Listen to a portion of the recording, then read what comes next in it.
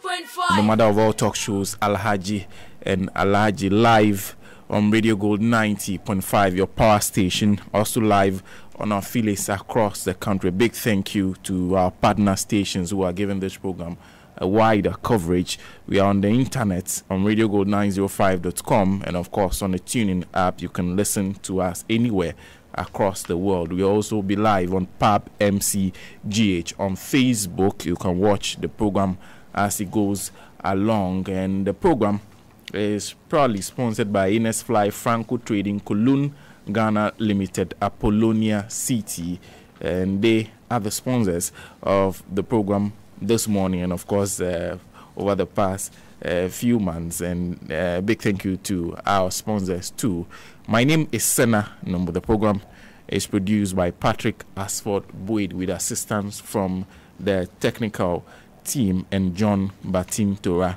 And for today, my panel is made up of Mr. Kwesi Prajinia, who is managing editor of Inside Newspaper and a regular panelist on the program. Daniel Batidam is an anti-corruption campaigner. Alhaji Haruna Rashid Ibrahim, the executive director of Development Challenge. Lawyer David Annan is a private legal practitioner. They'll be joining us to discuss three topics. The first one is a lamentation and threats by the special prosecutor Martin Amidu to resign if he is not provided with the necessary logistics to work, and the response by the Minister for Justice and Attorney General Gloria Akufo, and describing Mr. Martin Amidu as a dishonest character, but at least there was some indication as to what was being done to address his problem. But she claims, Martin Amidu's claims are false, and went ahead to talk about some of the things that the government has been doing to address the logistical challenges and also the issues of a legislative backing that Mr.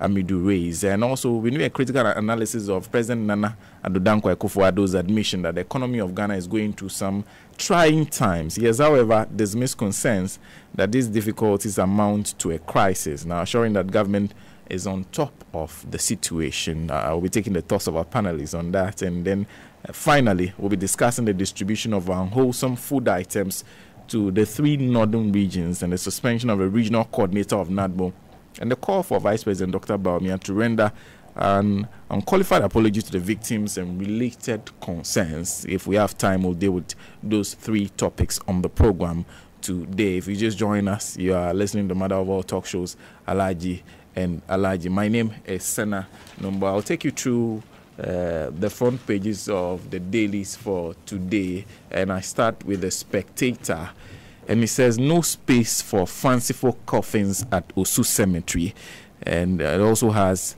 woman dies after husband's dismissal, DJ Switch goes international, and Miss V out with bent down. And you can check your land title registration to in the Spectator today. And on the front page of the Ghanaian Times, it has police avert confusion at Men's Gold as customers besiege branches to demand monies. Nyantechi drags Anas two others to court. Western Regional Security Council bans celebration of Kundum Festival and remove unqualified pastors from pulpits, and that's from Reverend Adu. And the Daily Graphic has on its front page, Nyantechi drags Anas to court. Men's Gold pays dividends amid challenges, and President welcomes Prince Charles's visit to Ghana. And then the Daily Guide finally has on its front page, Amidu fans ready, Nyantechi sues Anas, tears flow for 7 Takwa kits, and customers storm Men's Gold for cash. So those are the front pages of the dailies for today that we have available. And well, let me just take one message from one of our sponsors. And Ines Fly says the bed bags are dangerous pests that cause sleeplessness, tiredness, body rashes, anemia due to blood loss, and general discomfort to humans. Unfortunately, they are so difficult to get rid of. They spread in mattresses, pillows, bags, lockers, clothes, and even in hidden places. They must be dealt with. Choose the Fly bed bag solution to get rid of the bed bags easily. The Fly bed bag solutions exterminate bed bugs dealing with minor and major infestations, effective for up to 6 weeks, and is safe for humans. Spray the bed bugs out today with the Fly bed bag solution. Fly recommends thorough treatment with a 10-liter ready-to-use EM house solution for institutions and households with high infestation. For bulk purchase, call 05777 01000. Fly beautiful protection. And also Global Healers Alternative Clinic are treating breast cancer without surgery and want to entreat all women to take charge of their health and their happiness and not anything to control them. Therefore, anyone with breast cancer and all types of early cancer should rush quickly to Global Healers Alternative Clinic for your glorious treatment. You can contact us on 05531888019 or 0302 907 618 or 0269 752 145. And finally, the management of Franco Trading wishes to inform the general public that the ongoing promotion on some WhatsApp platforms in relation to phone top-up for an iPhone is a scam. Thus, we advise that the general public should desist from giving monies to any unauthorized persons, either by mobile money or cash, in acts of getting a brand new phone. Please report such incidents to the nearest police station or call 0302 225 651 or 0246 422 338 or 0247 033 429 for further information, as issued by the management of Franco Trading. And don't forget, you can join the discussion on the program either by posting a message when you are watching us live on PAP MCGH, or you can send a WhatsApp message to 0233 9959. So join us 0233 995905 and share your views on any of the topics that we will be discussing. So we'll be starting this morning with Mr. Pratt. Today he will be leaving us a bit early, so he will be starting on both topics for us. Good morning, sir. Good morning, Senna. Well, all of us a couple of days ago were rudely awakened by what one would describe as revelations or lamentations by the special prosecutor, Mr. Martin Amidou. Mr. Martin Amidou's complaints can be categorized as such. First, he complains that the enabling legislation, which should make him work effectively as a special prosecutor, have not been passed yet. And as a result of this, as a consequence of this, he's had to rely on common sense rather than the law to do his work. Mr. Amidou also complains that dockets on which he has to work have not been made available to him, apparently after repeated requests. He has also complained bitterly about the fact that leading appointees of government have failed or refused to make relevant documents available to his office. And then he complains that the needed funds which would enable him to function effectively have also not been made available to him.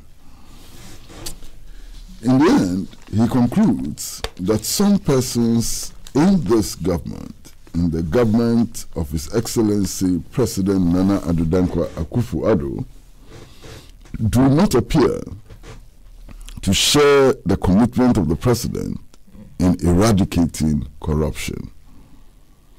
Of course, there have been various reactions to this, and I find the reactions most interesting. The impression I'm getting is that when Mr. Amidou speaks, and it appears to do damage to the New Patriotic Party, everybody in the National Democratic Congress rallies to his defense and support. When he speaks and appears to be troubling for the National Democratic Congress, everybody in the New Patriotic Party rallies to his defense and support. I detect a certain measure of dishonesty in this approach. I detect a certain measure of over-politicization, and these do not make for a rational empirical evaluation of the work of the special prosecutor. They do not make for an in-depth analysis of the problems that there may be, or the problems that are dreamt up, and so on. And I would insist and plead that the two political parties need to take a few steps back and focus attention on the national interest and evaluate these statements, these claims, these revelations and lamentations from the point of view of the national interest and on the basis of empirical evidence and rational analysis. As it is, Mr. Martin Amidu is a beneficiary of the rivalry between the two political parties. He would always ride high, and he would always make the two political parties look rather dishonest and in some instances uncritical. It would make them look that they are not using rationality to evaluate things that should be of concern to the entire nation. This morning, I have before me the reaction of the Attorney General, Honorable Madame Gloria Akufu. Now, I think that it is within her right to react to the statements that Mr. Martin Amidu made, especially when Mr. Martin Amidu complains that dockets of relevant cases have not been made available to him. And it seems to me that it's only the Office of the Attorney General which can make those dockets available to him. So therefore, when Mr. Martin Amidu alleges that the dockets have not been made available to him, he is directly accusing the Attorney General and her outfit. And a response from them is most appropriate and helps all of us to understand the issues involved. However, I note that some very, very strong words have been used in the response of the Attorney General to Mr. Martin Amidu. Let me read just the first paragraph. And this is page 3 of the Daily Guide of today. And it reads, "The Attorney General and Minister of Justice, Gloria Akufu, appears shocked at the supposed outburst of Special Prosecutor Martin A.B.K. Amidu." I mean, outburst. Outburst appears to be a very, very strong word. Outburst would suggest that the statements are without thought. Outburst would suggest that the statements are not backed by empirical evidence. Outburst would suggest that there's no rational thought behind the statements made by Mr. Martin Amidu. Now, that is shocking, given the fact that it is this very government which touted the credentials of Mr. Martin Amidu and created the impression that beyond Mr. Martin Amidu, there's nobody in Ghana who can carry out the fight against corruption with diligence and dedication. So the question to ask is, what has happened? How come that in the twinkle of an eye, statements made by Mr. Martin Amidu are being described as outburst, strong word, outburst. Now, the Attorney General insists that funds for the operations of Mr. Martin Amidu's outfit are ready, and that indeed the Chief of Staff is on top of the issue, and that many consultations and discussions have been had with Mr. Hamidu on how to proceed and so on. Now, whether that is true or not, those of us in this studio cannot say. We cannot say whether indeed all the funds needed by Mr. Martin Hamidu have been made available to him. It would seem strange, however, that somebody of the stature of Mr. Hamidu, who has been Deputy Attorney General before and Attorney General before, and has actually been a vice presidential candidate before, and indeed is highly respected by the New Patriotic Party and others, should be making statements which are untrue. Now, if, as the Attorney General indicates, Mr. Martin Hamidu's statements are untrue, what then would the motive be? I do not know. We can only speculate. It is, however, important to point out that that accusation goes directly at government support. Only government can provide the funds and other amenities needed by the Office of the Special Prosecutor to function. And therefore, if they have not been provided, then government stands indicted. So I want to leave that at that. However, there are some other accusations that are most interesting. And one of the most interesting accusations which have been made is simply that the enabling legislation has not been passed. Now, the question that arises out of this is who should pass the enabling legislation? Who should begin the processes for passing the enabling legislation? As a matter of fact, the enabling legislation can only be passed by Parliament. And Parliament can only pass the enabling legislation if indeed it is submitted to them for consideration and passage. As we speak, no such enabling legislation has been submitted to Parliament. And obviously, Mr. Martin Hamidu must be worried that several months after his appointment and so on, no such enabling legislation has been sent to Parliament. But the question is, whose duty is it? Now, if you take an organization like the Electoral Commission, if you take an organization like UOCO and all other organizations which have been established either directly by the Constitution or by acts of Parliament and so on, the duty of drafting the enabling legislation falls on the organization itself. So it is the duty of the Office of the Special Prosecutor to initiate the drafting of the enabling legislation.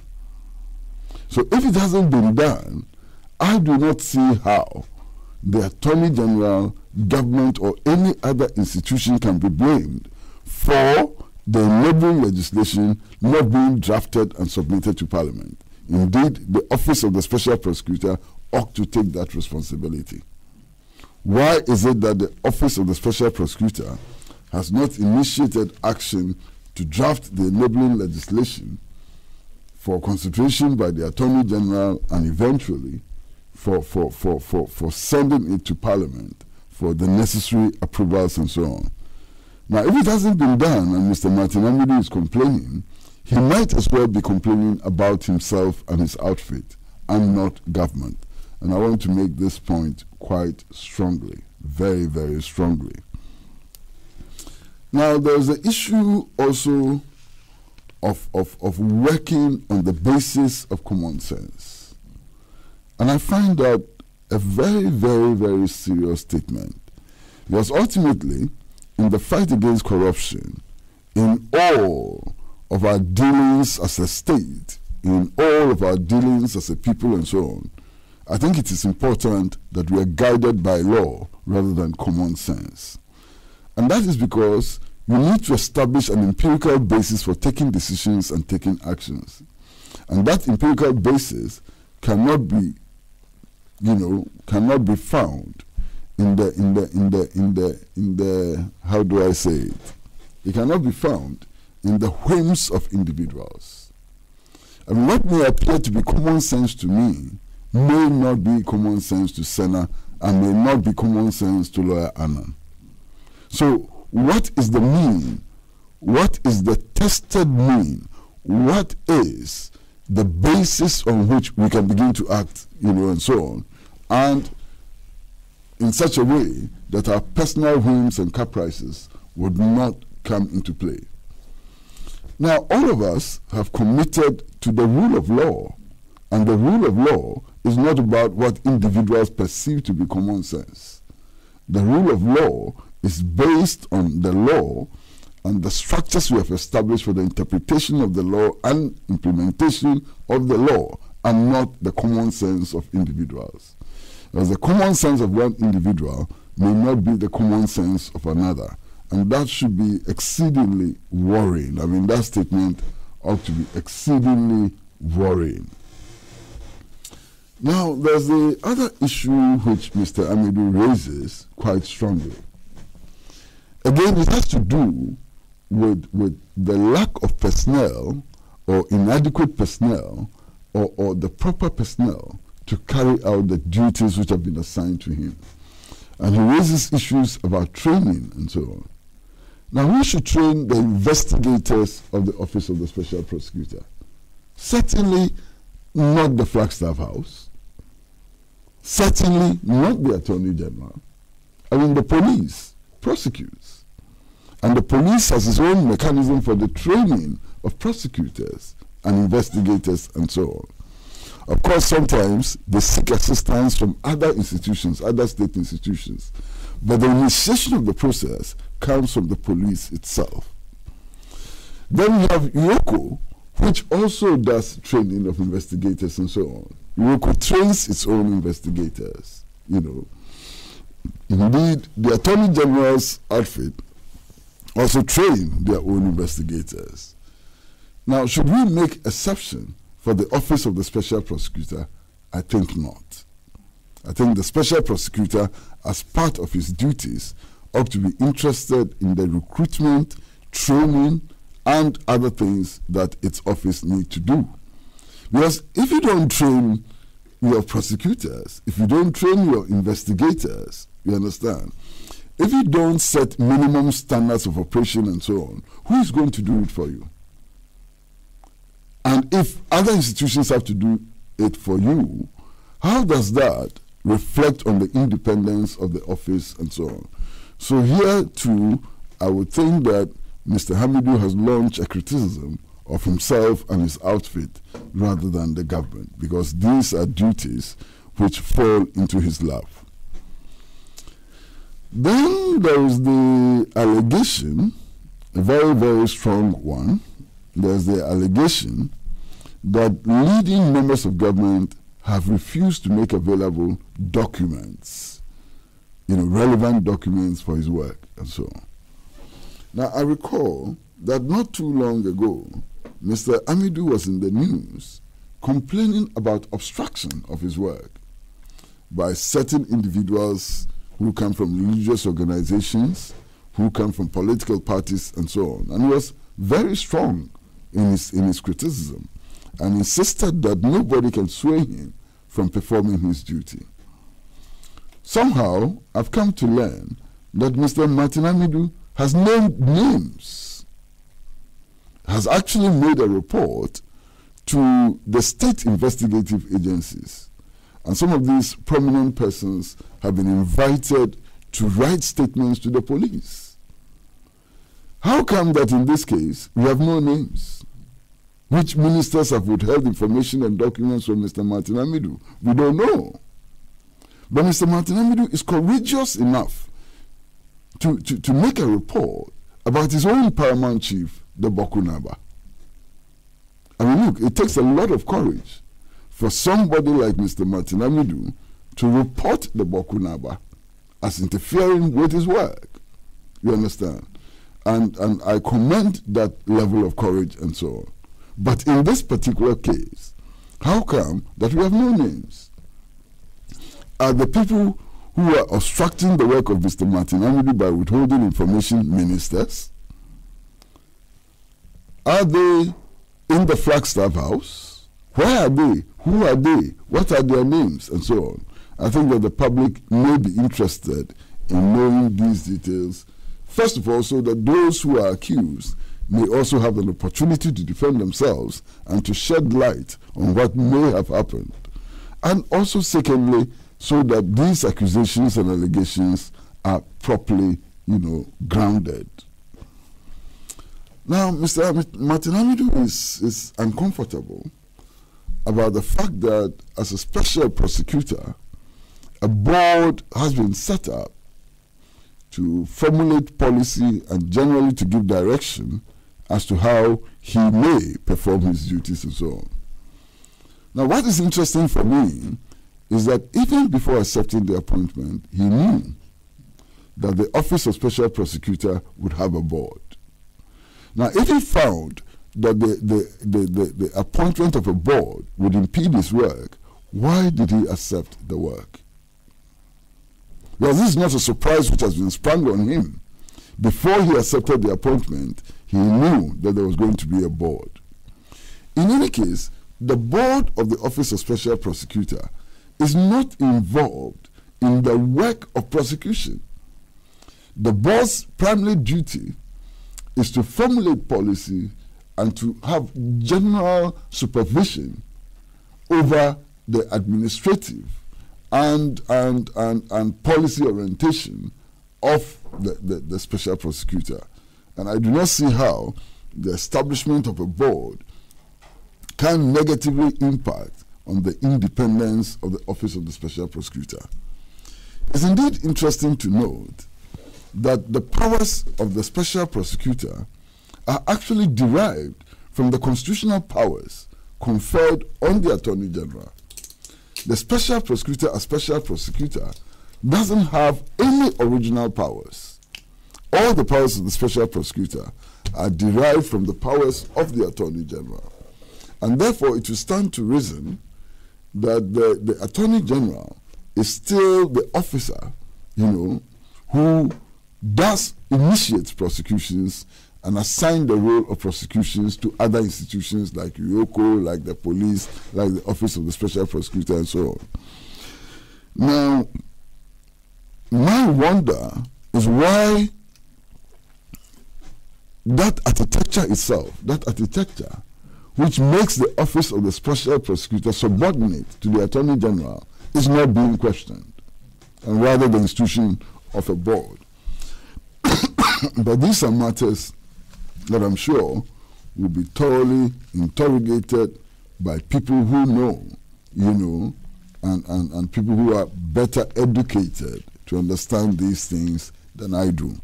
And fortunately for us, on this panel are two persons who are eminently qualified to discuss these matters. I refer to lawyer David Annan, who is a legal practitioner and whose legal views I have respected over the years and so on. And I also refer to Mr. Daniel Batidam, who has been an unrelenting anti-corruption campaigner over the years. So I'm waiting for the submissions that they will make on this matter, and I do hope that it will shed a lot more light on what is happening. Mr. Martin Hamidu also makes a statement which must be troubling for all of us. Now, he says that, look, all the criminals in the country have acquired party cards as some form of insurance, and that if the enabling legislation is not passed now to enable him to do his work, it will soon get very close to the general elections.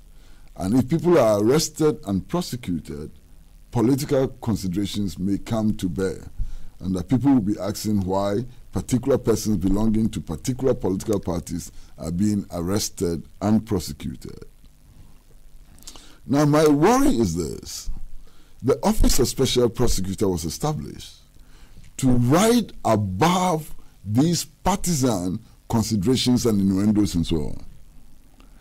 Now, if the Special Prosecutor feels constrained by this atmosphere in which people will read politics into his work and so on, that will be pandering or kowtowing to those political considerations for which his office was established.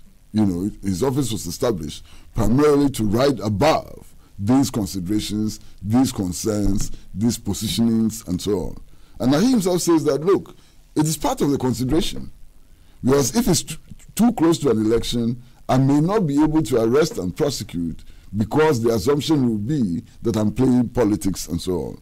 And I find that, quite, worrying. Now, the Deputy Attorney General, Joseph D. Pemka, has also reacted, and he has reacted very, very strongly to statements made by Mr. Martin Amidu. And I'd like to read just a few. This is also in the Daily Guide of today, page 3. And Honorable Penka says, and I'm reading the story. Later, a Deputy Attorney General, Joseph D. Penka, disclosed on multi-TV channel on Joy News that there's already an ongoing process by government to advance critical funds to the Office of the Special Prosecutor by next week. He said the swift action is to quell misconception by a section of the public that there is a deliberate attempt to frustrate the work of the Special Prosecutor in the fight against corruption. And quotation begins, within this week and next, in terms of financial resources, something will be released. But long term, as I've spoken about, adequate equipment are supposed to be made available. Vehicles are supposed to be procured for the office, he said on PM Express on Thursday. There was no way that we could suddenly have acquired vehicles and offices and etc. before we went through the process of passing the Special Prosecutor's Bill into law. We had to pass it into law. Then we can start the process of implementing it, he explained. And so on. And he went on and on and on about this problem. Now, there's an issue that I like to raise, and this is no secret. I mean, I've worked in the public and civil services over a long period of time. And for all the period that I worked as a public servant and civil servant, I did not come across one institution which had all the resources it needed. Indeed, the Commission on Human Rights and Administrative Justice has been complaining over the years that it is under-resourced. The National Commission on Civic Education has complained about being under-resourced. The Electoral Commission has complained about being under-resourced. The Department of Social Welfare has constantly been complaining about being under-resourced. Even some ministries have been complaining about under-resourced. Now, the fact that state institutions are under-resourced is nothing new. I mean, if you listen to the ministers of finance we've had over the last 30 years and so on, they've all complained about the fact that government revenue is inadequate. The national cake is so small that we've had to do what in local parlance is considered economics. It's called economics, with the allocation of resources and so on. So this is not a problem which is peculiar to the Office of Special Prosecutor. It's a problem which affects every state institution.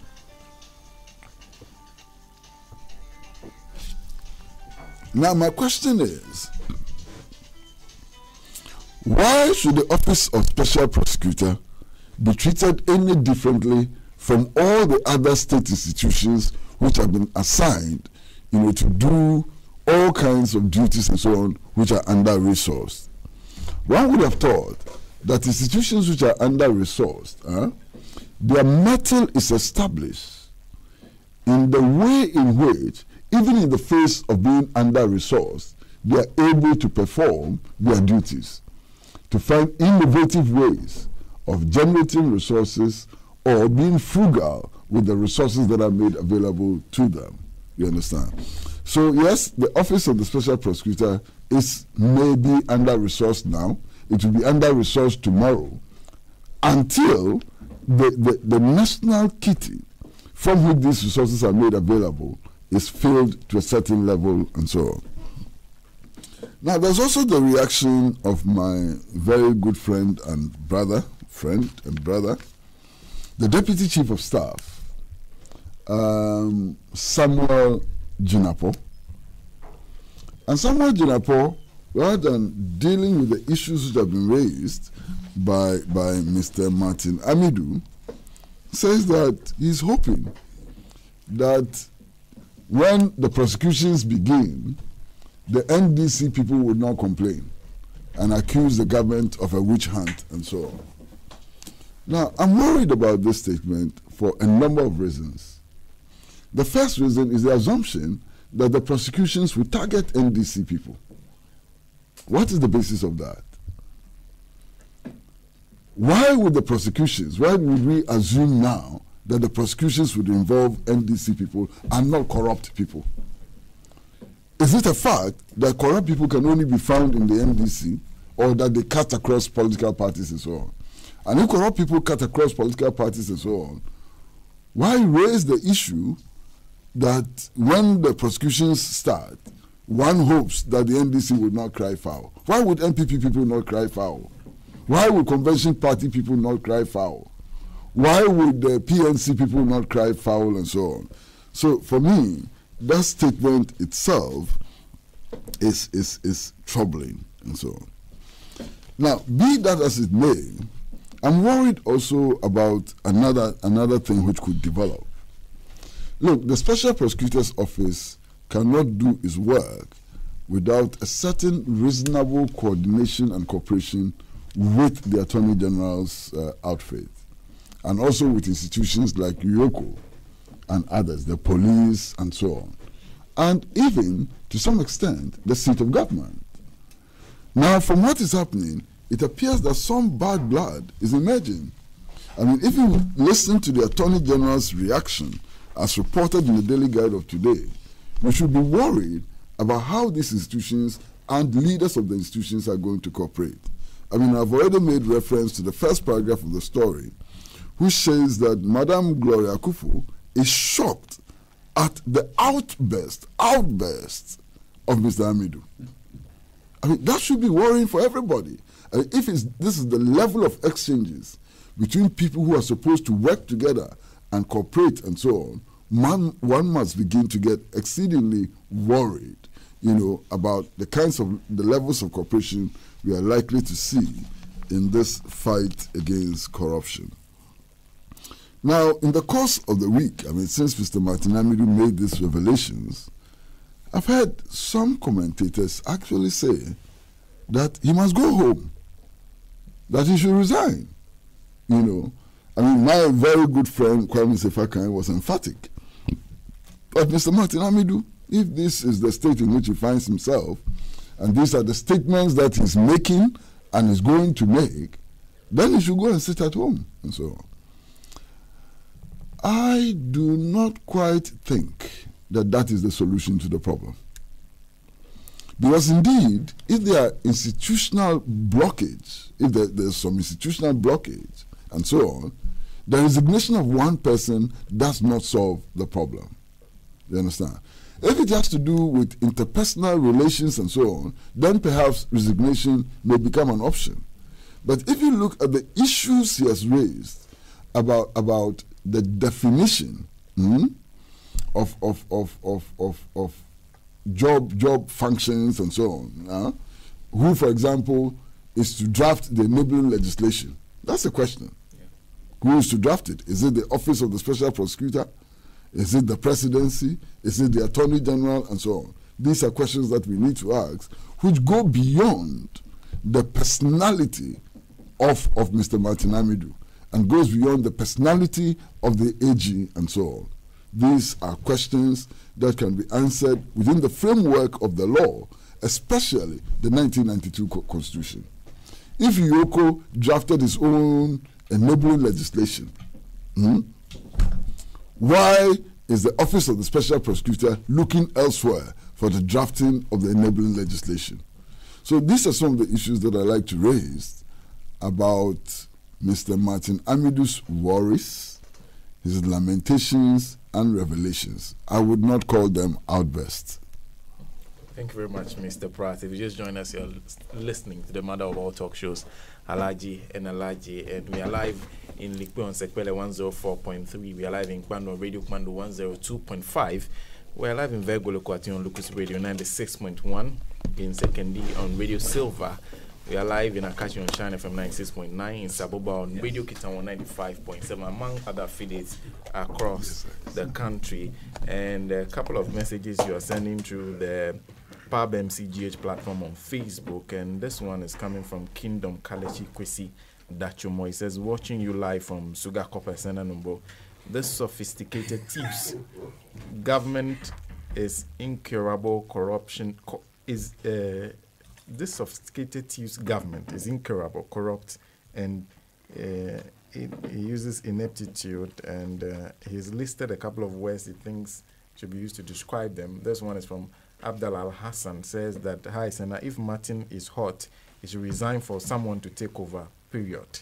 And this one from Canada, De Palma, says Kwesi Pratt should host the show often. He's a real African. Say no to GMO peace. I'm not sure he's hosting the show. He's just starting for us today. Mr. Ben Samotete says, Mr. Pratt, you are a super duper on submission. A big thank you for those of you watching us on Facebook, PAP MCGH. You can just do the search on Facebook and watch the program live as it is going on. And let me come to my next panelist, Mr. Daniel Batidam. Welcome and good morning to you. Good morning, and good morning to my fellow panelists, and good morning to all the loyal listeners of Radio Gold, and especially to Alhaji and Alhaji. It's always a privilege and an honor to be called to participate in this award-winning program. I was a bit flattered when Uncle Kwesi referred to me as an unrelenting anti-corruption campaigner, because these days it is not easy to stay in this business.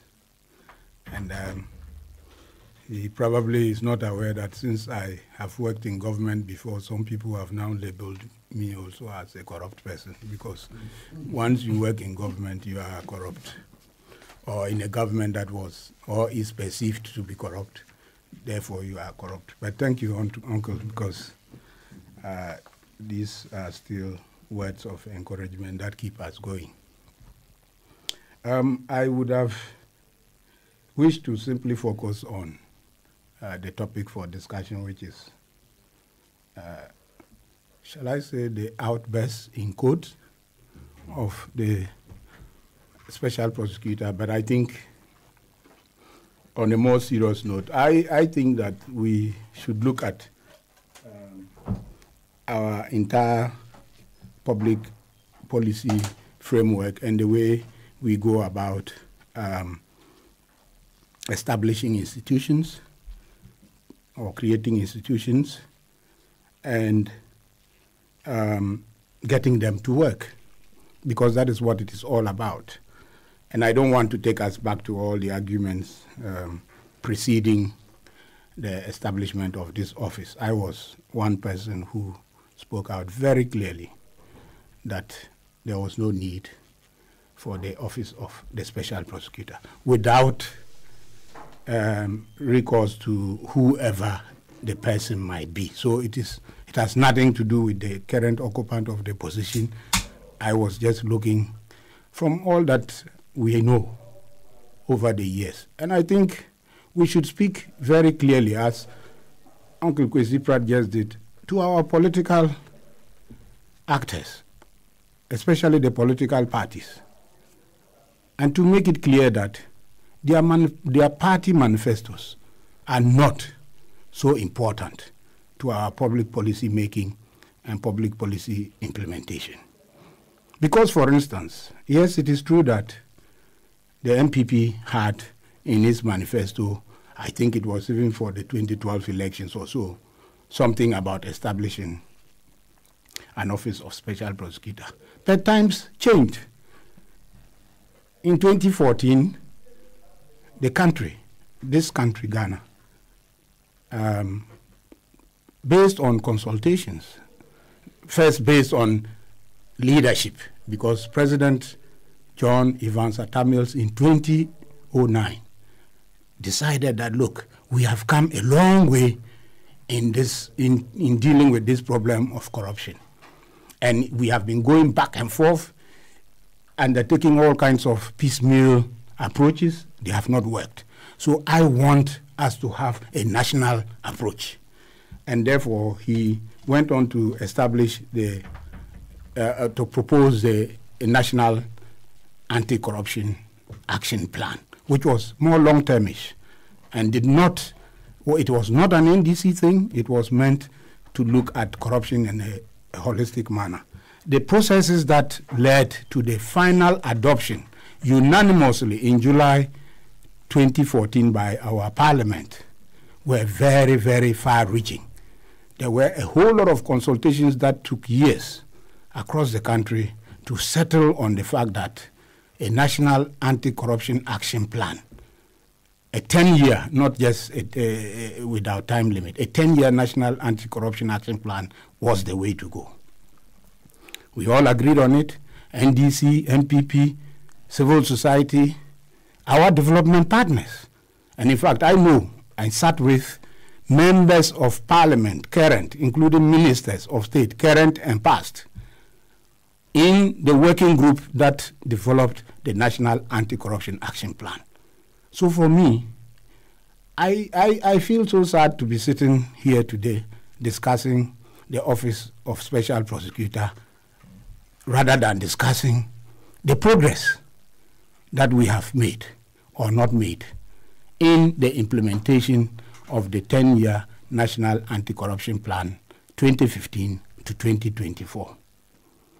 But that said, here we are with the office that I said was not necessary, with the office that the current occupant at one point also said was not necessary and gave reasons for it.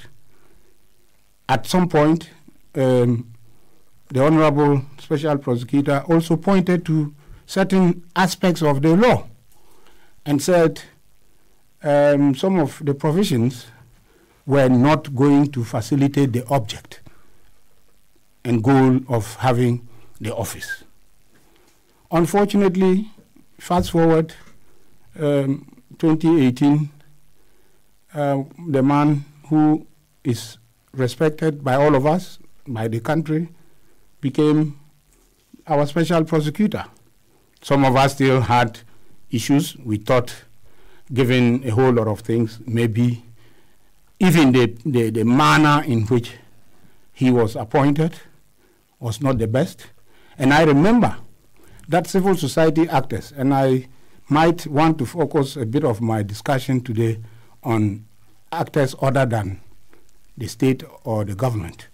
We all said, look, if we want to have a special prosecutor who will be acceptable to all, who will have the credibility, the legitimacy, and the support that we all want, let us subject it through a transparent process. We said, why don't we nominate people, a number of people, or even the president himself, or the government can nominate a number of people, let it go through some scrutiny, and then come out with something. At the end of the day, it all fell to deaf ears, and the president, again, had an addition to his already vast powers to select the one he thought should be the special prosecutor. Fortunately for him, fortunately for the president, the inconsistent, sometimes hypocritical civil society and other actors who had said that, no, if we want this thing to be proper, we need this process, they jumped on again, forgot about the fact that they wanted a certain transparent process to lead to the appointment, and started clapping. Of course, Mr.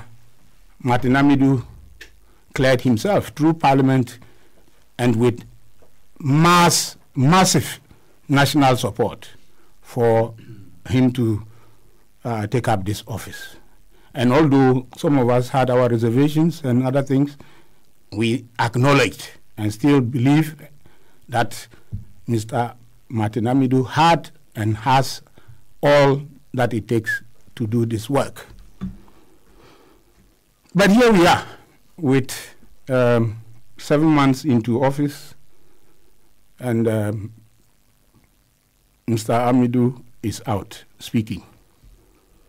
And for me, when he first spoke, I said, wow, this is a desperate call to the nation, to all those who rallied behind him to take up this job. I said, well, the man we all thought and believed was the best to occupy this special office is crying for help. So the first thing I expected, and I'm saying this, I'm hoping that my friends in civil society and in the media are listening. The first thing I expected was for them to lend their voice or voices to the cry, the desperate cry of the special prosecutor. This I make without any equivocation, because we all know that politicians don't fight corruption. Institutions and systems fight corruption. If you give any politician the leeway, he will do anything he wants. In fact, if you don't even give him, he will still try to do, as we have seen with the numerous appointments of over 100 ministers in an economy that is struggling and among peoples that can hardly make ends meet. So we allowed the president to appoint, and Honorable Martin Amidu accepted the appointment. But you see, there was something significant in his acceptance of the appointment, because he kept on hammering on the word rhetoric and saying that he believed in the rhetoric of the president about his commitment. He believed in the rhetoric of the president about his commitment. Well, I had some issues again with that, because I said talk is cheap. Talk is cheap. Anybody, in fact, sometimes people are wallowing and in the midst of corruption and still saying, I am fighting corruption, whilst corruption is actually fighting them. So for me, I thought that, especially coming 1 year after this government had been in office, where some of us had come out clearly to say, hey, there is nothing happening in the area of anti-corruption, and they kept saying, we are waiting for the office of the special prosecutor. I said, that is a very dangerous thing. I mean, for a country with so many ministries and ministers, for a country with so many public governance institutions, public anti-corruption institutions, civil society, the media, religious bodies and all that, all kinds of stakeholders listed in the National Anti-Corruption Action Plan, to be sitting down and saying, we are waiting for one office or one officer to come so that we will fight corruption. I said that is a very, very dangerous thing to do. And that is why I thought that anybody who was going to be put in that position would have known that, or would have tried to ask a lot of questions as to why all the state apparatus, the state and non-state actors in the country available will be sitting down and waiting for one office, that one is the one coming to fight corruption. And it is not as though the office or officer was going to descend from somewhere. That person was going to be appointed by the person elected by all of us and given so much powers, the president. If the president himself, with all the powers vested in him, cannot stamp out corruption, and he says, I am waiting to appoint someone to come and stamp it out, Then my first question is, Mr. President, are you sure you are not looking for an excuse for your inability or refusal to fight corruption? Because you have all the powers. Even if you suspect, it is only the president who can decide that even if he suspects that you are corrupt, because he has appointed you, he can remove you. He is the only one who can do that. For the rest of us, if you just suspect or allege corruption, you will have to prove it. But as for the president, if you are his appointee, and he feels or even sleeps and wakes up in a certain mood and decides that you go because people are talking too much about you, he can do it without giving reasons. So for the president to give us the impression that he was waiting for the special prosecutor to come and fight corruption, I thought that was a very frightening thing. But surprisingly, as I said, my friends in civil society, in the media, and other non-state actors who had over the years, in the last couple of years, been saying, implement NACAP, implement NACAP.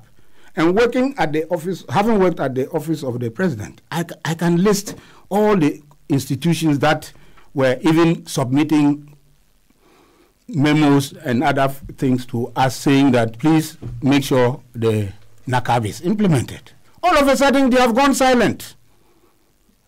All of a sudden, they have gone silent about the NACAP, and they are all now saying, we are waiting for the special prosecutor. I think this hypocrisy is a very dangerous thing going on in our country. And Uncle Kwesi Pratt mentioned dishonesty. I think the problem of fighting corruption in Ghana begins and ends with dishonesty. We are a very dishonest people. We are a bunch of hypocrites who define corruption by the person we are talking about, who define corruption depending on which political party is in office or who the president is. Because what haven't we seen in the last 20 months of the presidency of Nana Addo Dankwa Akufo-Addo? Is it not allegations and allegations of corruption? And is it not the same allegations that we were also hearing? But what has been our reaction? Is it not death? Dead silence? So I'm afraid if we sit down here, and again I want to agree with Uncle Kwesi Pratt, maybe I'm just feeding on the complimentary words you gave me. If we are sitting down and saying that Mr. Madnamidu has to resign, well, that is also an option. That is an option. And being someone who has resigned from the African Union Advisory Board on Corruption, I think I can always encourage anybody to resign. But you see, I didn't resign at the beginning of my tenure. I had a 4-year tenure in the African Union, and I resigned after 3 years. And I resigned when I had made all efforts and explored all the possible means internally to address some issues that I thought were impeding our work as an anti-corruption body. So on that score alone, I think I have to be fair to myself and to be fair to the Honorable Martin Amidu and say he still has a duty to try and do what he believed in his clear conscience that the president wanted him to do. I think he has to go as far as he can. But I think nobody should rule out, and he himself, perhaps even by this public statement, is also sending a signal to the appointing authority that if nothing happens, he may advise himself. Of course, some people are already saying, but anyway, you have been taking salaries all this time while you are not working. But okay, he is saying that I want to do my work, but I am constrained. I cannot provide some of the things I need for my work. And again, this is where political will comes in. And I want to question the political will and commitment of this president and this government. in the fight against corruption generally, and as far as the public prosecutor is concerned. In the reaction of the Attorney General, she has referred to the Chief of Staff. There is a budget for the Office of Government Machinery. And that office, that budget is fully under the control of the president or the presidency. And in fact, there is no time in the history of the Fourth Republic that any government has allocated so much financial and other resources, including human resources, to the Office of Government Machinery, and particularly to the Office of the President. In fact, the 2017 budget and 2018 budgets of budgetary allocation to the Office of Government Machinery alone are far more than the entire 4 years of Mahama's administration, the budget that went to the Office of Government Machinery. Go and check. These are figures. Of course, it is also a fact that there is a bigger crowd in the Office of the President. A needless crowd, of course. It is also a fact that we now have so many ministers and other appointees in MDAs. In fact, some of them are creations or creatures which did not hitherto exist. They have created offices and put their relatives there, thereby drawing more and more from the lean public purse. So, you know, Mr. Martin Amidu has only come out, and he said it himself, that I want the public to know. Because you see, Martin, excuse me to use his first name, he made a very clear commitment, not just to the president, but to the people of Ghana that, look, I am not going there to serve anybody. I am not going there because I'm looking for salary. I'm not going there, and that if he doesn't get that job, he will continue, his life will continue. So by coming out the way he has come, I think he is telling his teeming supporters, which includes the entire country and includes all the political parties, because even the two main political parties endorsed his appointment. He is telling them that, well, I wanted to do this job, and because I believe that it was going to be possible for me to do it, but it is not. And I want you to know, so that you don't blame me that I said I'm coming to do this and I'm not doing. But that is one side of it. But I think it is an important side to address. And I am saying that the Office of Government Machinery and the presidency has the capacity to some extent to address the challenges that the special prosecutor faces without even going to the side of the legislation that he has talked about. And I can say that on authority because I have sat in that office before, and I know that many people may not know, but during President Mahama's time, and anybody can find out because this is public, I'm going to refer to public institutions like the Commission on Human Rights and Administrative Justice, the Financial Intelligence Center, the IOCO, and other public anti-corruption agencies. They know that whilst there was insufficient budgetary allocation to these anti-corruption agencies, the Office of the President personally intervened on many occasions to provide support in order to enable them to do their work. This is a matter of record, and Shraj can attest to it, especially in relation to the implementation of the NACAP. The Chief of Staff, under whom I work directly, was the chairperson of the implementation committee of the NACAP. I think in this present administration, it is one of the deputies, because so far, one Mr. Abu Jinapo is the one I've been hearing on it, speaking much on it. And I think, and I want to say clearly that when it comes to logistics, providing certain things, apart from the legislation that the special prosecutor has complained about, the Office of the President should be able to provide that support. And maybe to disagree a little bit with Uncle Kwesi on two areas. One is the issue of the legislation. I think we don't know. We don't know whether the Special Prosecutor's Office has done its part by making an input to the drafting or not. Maybe that needs to be confirmed. So much as I agree that they also have a role, because normally the ministries, departments, or agencies that want a certain legislation should normally make an input, because they all have legal officers and so on into the drafting. At the moment, since we don't know whether they have done that or not, maybe we cannot put it at on the desk of the special prosecutor. That is one thing. And that also applies to the other important issue you raised about the capacity building. The capacity building is about resources. So if the office of the special prosecutor has no resources, he cannot do capacity building.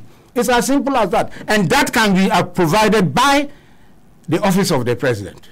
So let me make my point, this point very clear, that the political dimension to the problem is the most critical in us getting a solution to what the special prosecutor is talking about. Because even with the legislation, is it not the party in government which has, and the Minister for Presidential Affairs, who is also the majority leader in Parliament, who needs to take what the government considers as priority to Parliament? They have been calling emergency meetings of Parliament. This week Parliament has been meeting. If whatever legislation has to do with an agency or institution that the government considers to be important and they want it to be done, they will do it. When they started last year and they were fighting Galamsey and dealing with free SHS and all that, there was no legislation. They wanted the government, the president said he wants to do it. So the president is doing the things he wants to do. If the president wants the special prosecutor's office to work, he will make it work. But you see, there is an issue, and I want to put it here. I think we should find out what the presidency's real interest is in this office. Because I have heard Abu Jinapo a few days ago on a network saying that the presidency has no representative on the board of the special prosecutor. And that is a complete lie. He can take me on. The chairperson of the board of the Office of Special Prosecutor is a representative from the Office of the President. That is a fact. It was supposed to be a representative from civil society. And civil society members met, had meetings and deliberations, and elected or voted for someone, wrote to the office of the president and said, this is our representative to the board. The presidency replied and said, oh, we have already settled on somebody else. So the person who is representing civil society on the Office of Special Prosecutor Board, and now the chair of the board, is representing the presidency. So don't let Abu Jinapo deceive anybody by saying that the presidency has no representative. Because maybe they are considering this country to be a country of ignoramuses. But they must know that a day of accountability will come.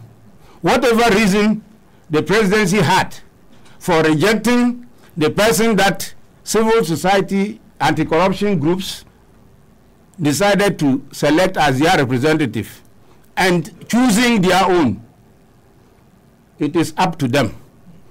And I don't even know whether the special prosecutor himself also knows this, because it is important for him to know that the presidency has an interest in who serves on his board and even who is his board chair. That is important.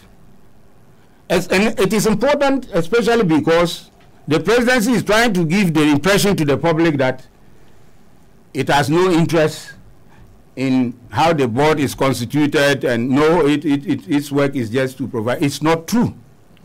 And if Mr. Abu Jinapo wants to challenge me, he should come out, because he is a serious officer, and there have already been other allegations by people who know better than me, by members of his party, about himself and others at the seat of government. And I think the issue of dishonesty is now going to be one of the most serious matters we must pay attention to in our quest to get this canker addressed. If we continue as a country with people in public office misleading us, not just us, ordinary people, even misleading the president, then where are we going? Where are we going? I am saying this because I want to give the president the benefit of the doubt. Because we all know that there are a lot of things people do in the name of and on behalf of the president, and he may not know. That's why I said the presidency has a representative, because a deputy chief of staff of the president has recently said they don't have a representative, whilst they have a representative. It is written. Civil society groups wrote to the presidency and gave them the person they have nominated to sit on the board of the Office of Special Prosecutor, and the presidency wrote back and said, oh, we have already settled on someone else. So what was the point? What was the point? The point I'm making is that, look, we must put the whole issue that Mr. Matnamidu has raised, and not just him, but other anti-corruption, on the desk of the president, on the desk of the presidency. And although there is a case, which I will keep on insisting is a moral case, there is a case for Mr. Matnamidu himself, on the basis of what he has said, to also see, he has given signal and kind of said, you know, I even gave you time frames about what needs to be done by a certain time. I think that rests with him, that at some point he may want to also say, well, you know, the reason why I accepted this job was because I thought I took the president in good faith. And if from what has happened up till now, 7 months is a long time. We are getting to the end of the year. That will be 2 years of the presidency. They will have only 2 years left. So that has to be taken into account. Time is important as far as the fight against corruption is concerned. Okay. And I have said, not just me, but all the literature shows that any new government that is serious about not just anti-corruption reforms, but reforms generally, must do that in the first 18 to 24 months.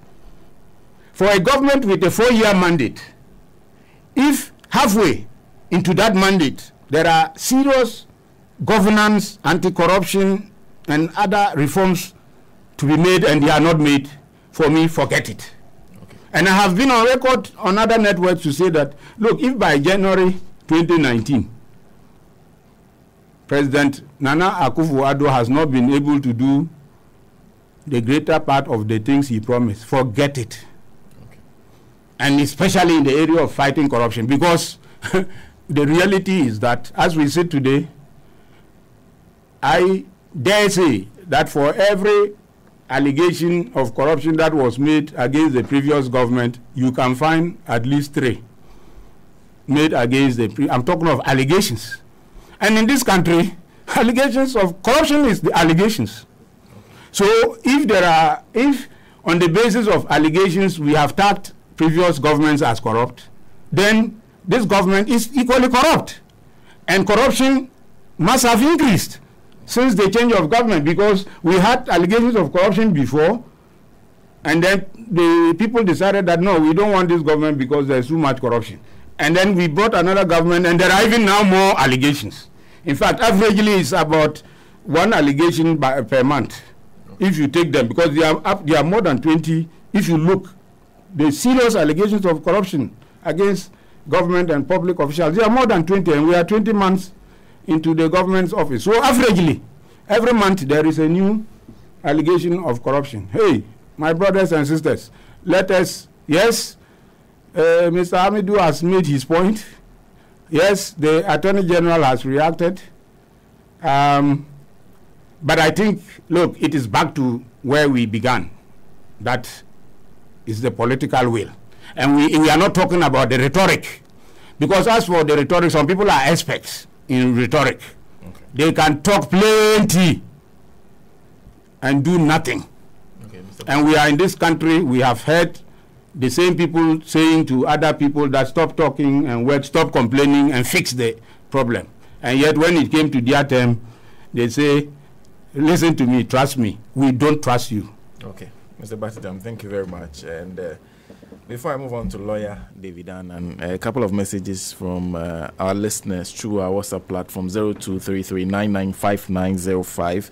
And this one from Eric Okunu at La Paz says, President Anado appointed Mr. Hamidu as special prosecutor. Now SP is complaining that his office can't function because the office is empty, no equipment since his appointment. Not even Rat was arrested or invited. Tria, impotent appointment.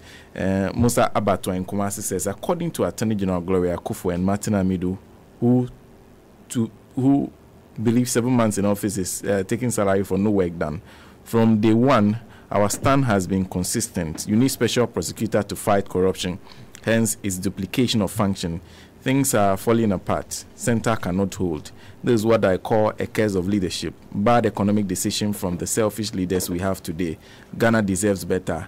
Aziz Donla in WA says that it is undoubtedly clear that the most uneducated person in Ghana knows that the MPP has failed brutally in the field of education and other sectors. However, there are a lot of people who claim to be intellectuals but have refused to utilize their intellect to prove to the people that this government is leading us to the wrong direction, but rather go around and be shooting free education. Do you people think the NDC didn't know free education would have been better for the citizens so as to ease their burden? Angel Fiagbe says that nothing is happening and Ghana is turning harder and harder. No money in our pocket, but if you complain, government officials will take you to be a thief. And this one, Auntie Lucy in Wager, how can a government who has been given 4 years to rule sell Ghana for 100 years?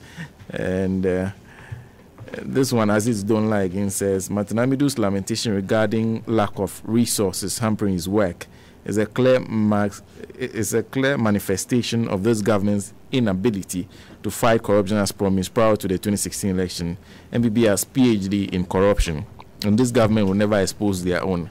However, Mr. Hamidu continue withdrawal of his salary and benefits with no work. That is pure corruption because he's not doing anything at the office, yet picks his monthly payment at the expense of the ordinary taxpayer. Good morning to Chairman Bunas. And finally, Reagan in East Legon says, hi, good morning. If your fundamentals are wrong, your understanding of simple word will expose your super incompetence governance.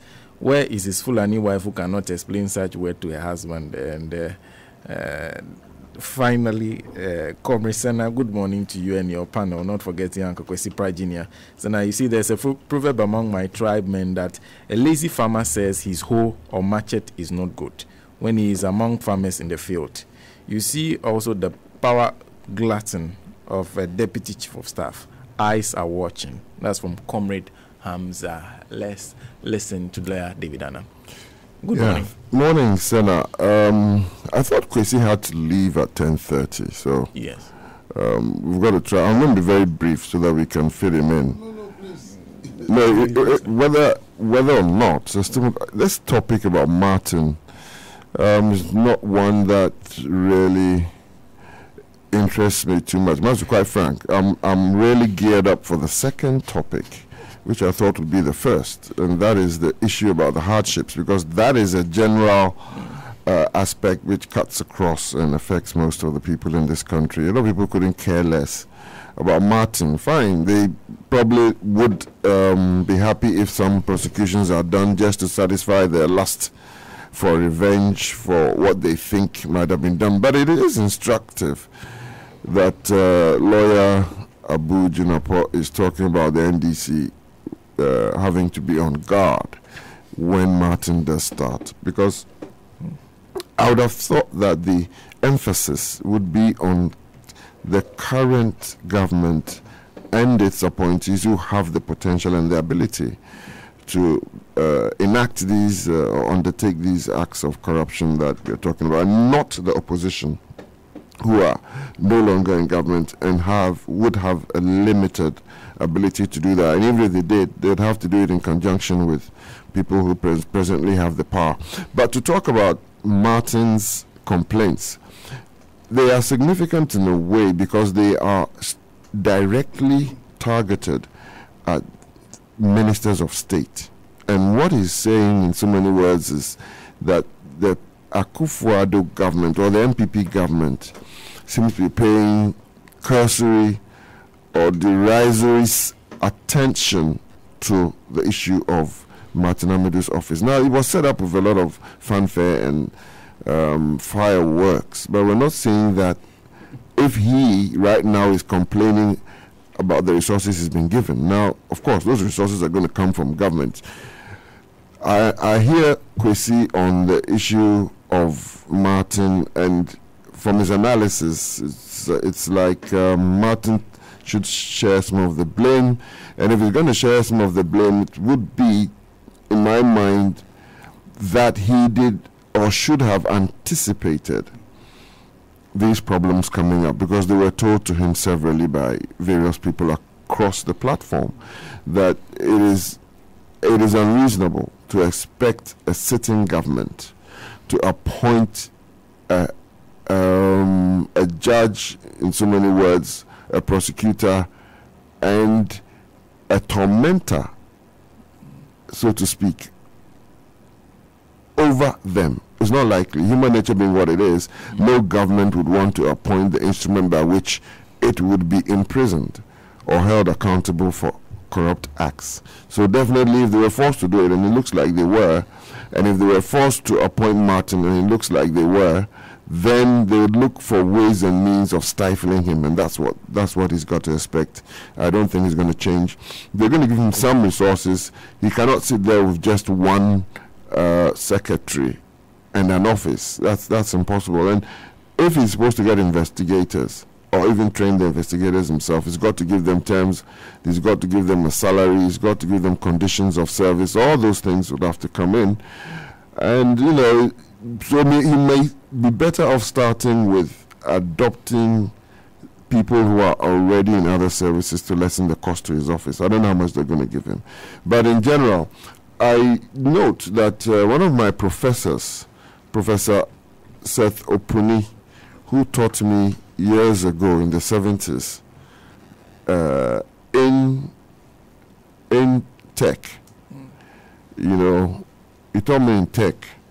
And he was a brilliant young man who had just come from the States, and he had the latest ideas on land economy and estate management.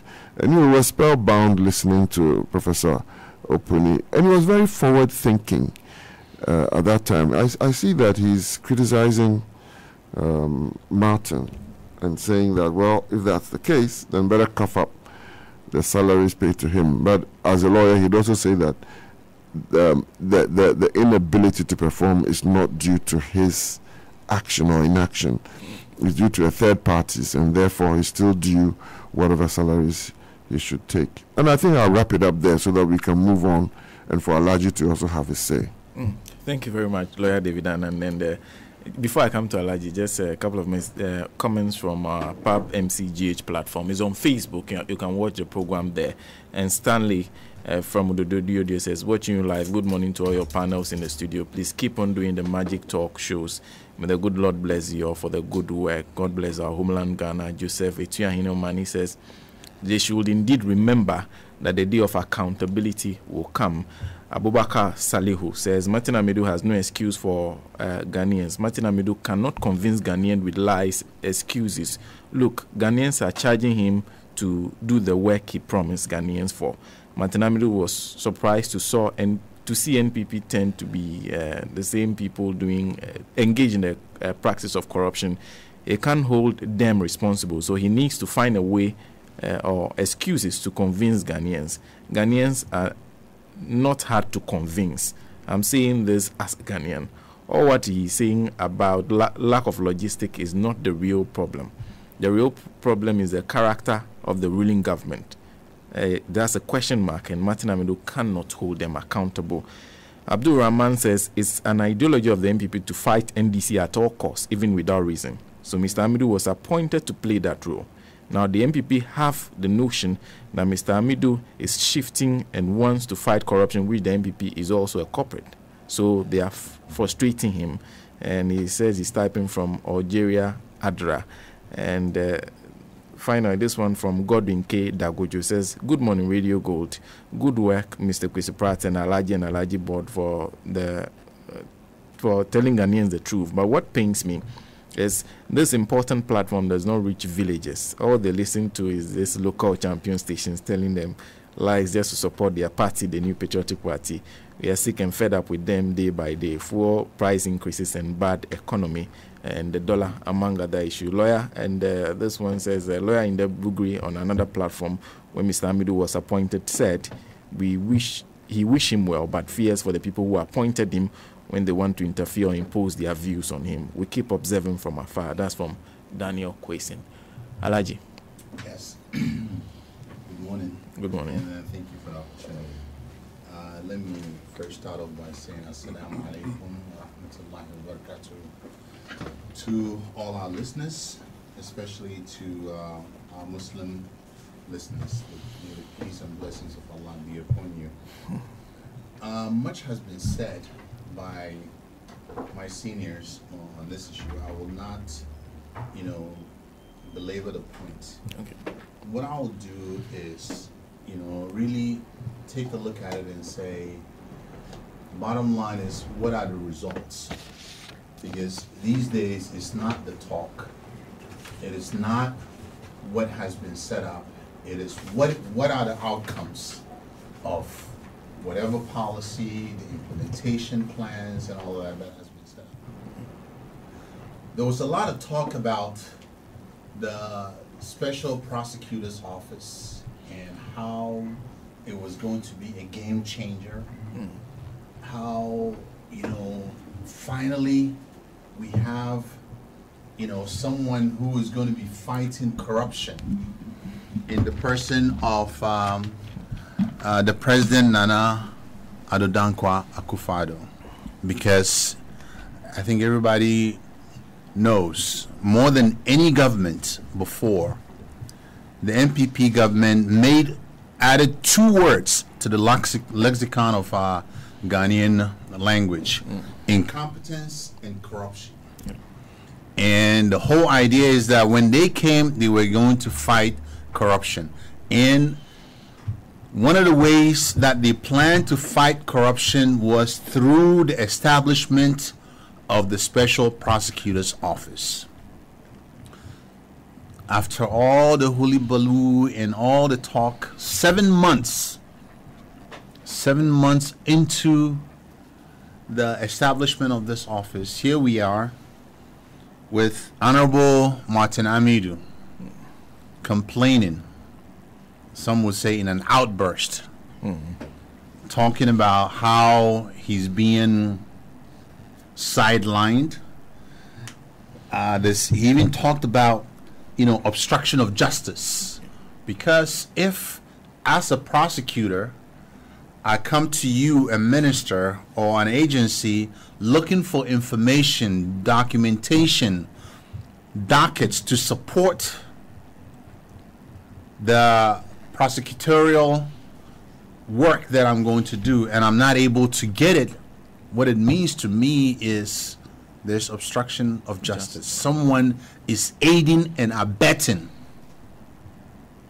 some other office in making sure that I'm frustrated. The resources that I need to do my work is not forthcoming. And this has been, admitted to, even though in a very outrageous manner, by the Attorney General, in the way that she characterized him as a dishonest person. A dishonest person. Now, let's step back and ask the question. This is the Attorney General, of the land, Ms. Gloria Akufo, talking about the special prosecutor whose integrity, whose sense of fairness and justice is supposed to be above board, because he is supposed to be looking into the activities of other people for having committed some wrongs or have done things that are illegal. Yet we have that Attorney General whose office, whose powers actually has been given, part of her powers has been given to to Martin Amidu, is now calling Martin Amidu dishonest. What confidence are we, the ordinary Ghanaians, supposed to have in the execution of the duties of Martin Amidu? By saying that he's dishonest, what she's saying is that the man lacks integrity. He does not have what it takes to execute, to carry out his job fairly and according to the law. Because you can't do that if you are dishonest. So I am troubled by, and it's not just the Attorney General who said this, but we also have the Deputy Attorney General saying that yes, they are now working on making sure that Martin Amidu gets the logistics that he needs. To me, that is a tacit admission that the man has not been given the tools. It's like sending someone to the farm with their 10 fingers. How are they supposed to accomplish the work that you assign to them? 7 months into office, you are now talking about, oh, by next week some monies will be given out, and then after that we'll make sure that he gets the vehicles and he gets the other things. See, when you step back and you look at this, from the common man, reasonable person's point of view, when you look at it from that point of view, what this tells me is that whoever came up with this idea of special prosecutor's office and gave him the powers does not really show the commitment, the level of commitment and seriousness to fight corruption. This is just lip service. And I will submit to you that this is no time for lip service. It is about time that we have a brand of politics that is rooted in public service, real public service, and not lip service, which is what we have been getting from this NPP government. And this is not the first time. And Martin Amidu and the AG's office are not the first ones. I can give you several examples, starting with Alhaji Dr. Mahmoud Bawumia. All the hullabaloo that has come, the guru, the economic guru, the mathematician, the whiz kid, the guy who, whatever he touches turns to gold. What do we have? What is our economy telling us? What are the ordinary Davis, Ayeles, and Ifia and Kojos on the streets at Malata Market or Medina Market or Nima Market, and the trotro drivers and the taxi drivers? What are they saying? They are crying. They are suffering. Shinikutrium. That's the bottom line. Shinikutrium, in the same way that Shinikutrium in the office of the special prosecutor. That is what we have in here. It also, for me, points to the fact that we should be really, really concerned when you have one of the top law enforcement agencies, the head of that agency, which is the special prosecutor's office, telling us openly, admittedly, that he is relying on common sense. to do his work because he doesn't have any enabling legislation. When you put it on a yardstick, how consistent is his common sense? Is his common sense my common sense? Is his common sense Honorable Batidam's common sense? Is his common sense Sena's common sense? How do we judge? We have to be worried, very, very, very worried, that now it is our laws or the prosecution of crime is subject to a person's caprices and whims. Okay. That is not how we do business. That is not right. But, you know,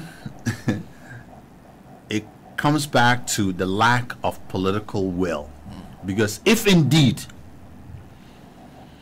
President Nana Akufo-Addo, who was at one time an attorney general, so he knows what it takes to fight corruption. One would assume that he knew. Okay? And he really has the political cojones, the political will to do what it takes to fight corruption. Then he would have empowered this office, making sure that it has everything that it takes to fight the corruption, especially when his budget, the office of, president office machinery, the 1 year budget is actually higher than the 4 years budget of former President John Dramani Mahama. What has stopped them from giving Martin Amidu what he needs in the 7 months? And you are now, after the man has complained, now you are telling us that, the Deputy Attorney General, within 1 week we'll release something to him, and then after that we'll look to see that he has some vehicles, and then the man is even saying that he doesn't even have trained prosecutors. What are we talking about? I mean, are these people really serious? Are these people really serious? What are we talking about? Bottom line for me, Senna, is that this is an admission of abject failure. Because whatever it is that you're doing, you can talk all you want. But the results will expose you. And the result has exposed them. Because they have done nothing. Absolutely nothing. Show me one prosecution, one thing that has been done with all these issues of corruption. We're talking about Kelny GVG, we're talking about Bosts, we're talking about, I mean, I can go on and on. This army worms, the fertilizer, even the resignation of the CEO of the Coastal Development Authority, because he claims that Honorable Howard Kumsin is frustrating his activities and he wants to be independent, and then certain contracts have been given out that they were not supposed to be given out. What are we talking about?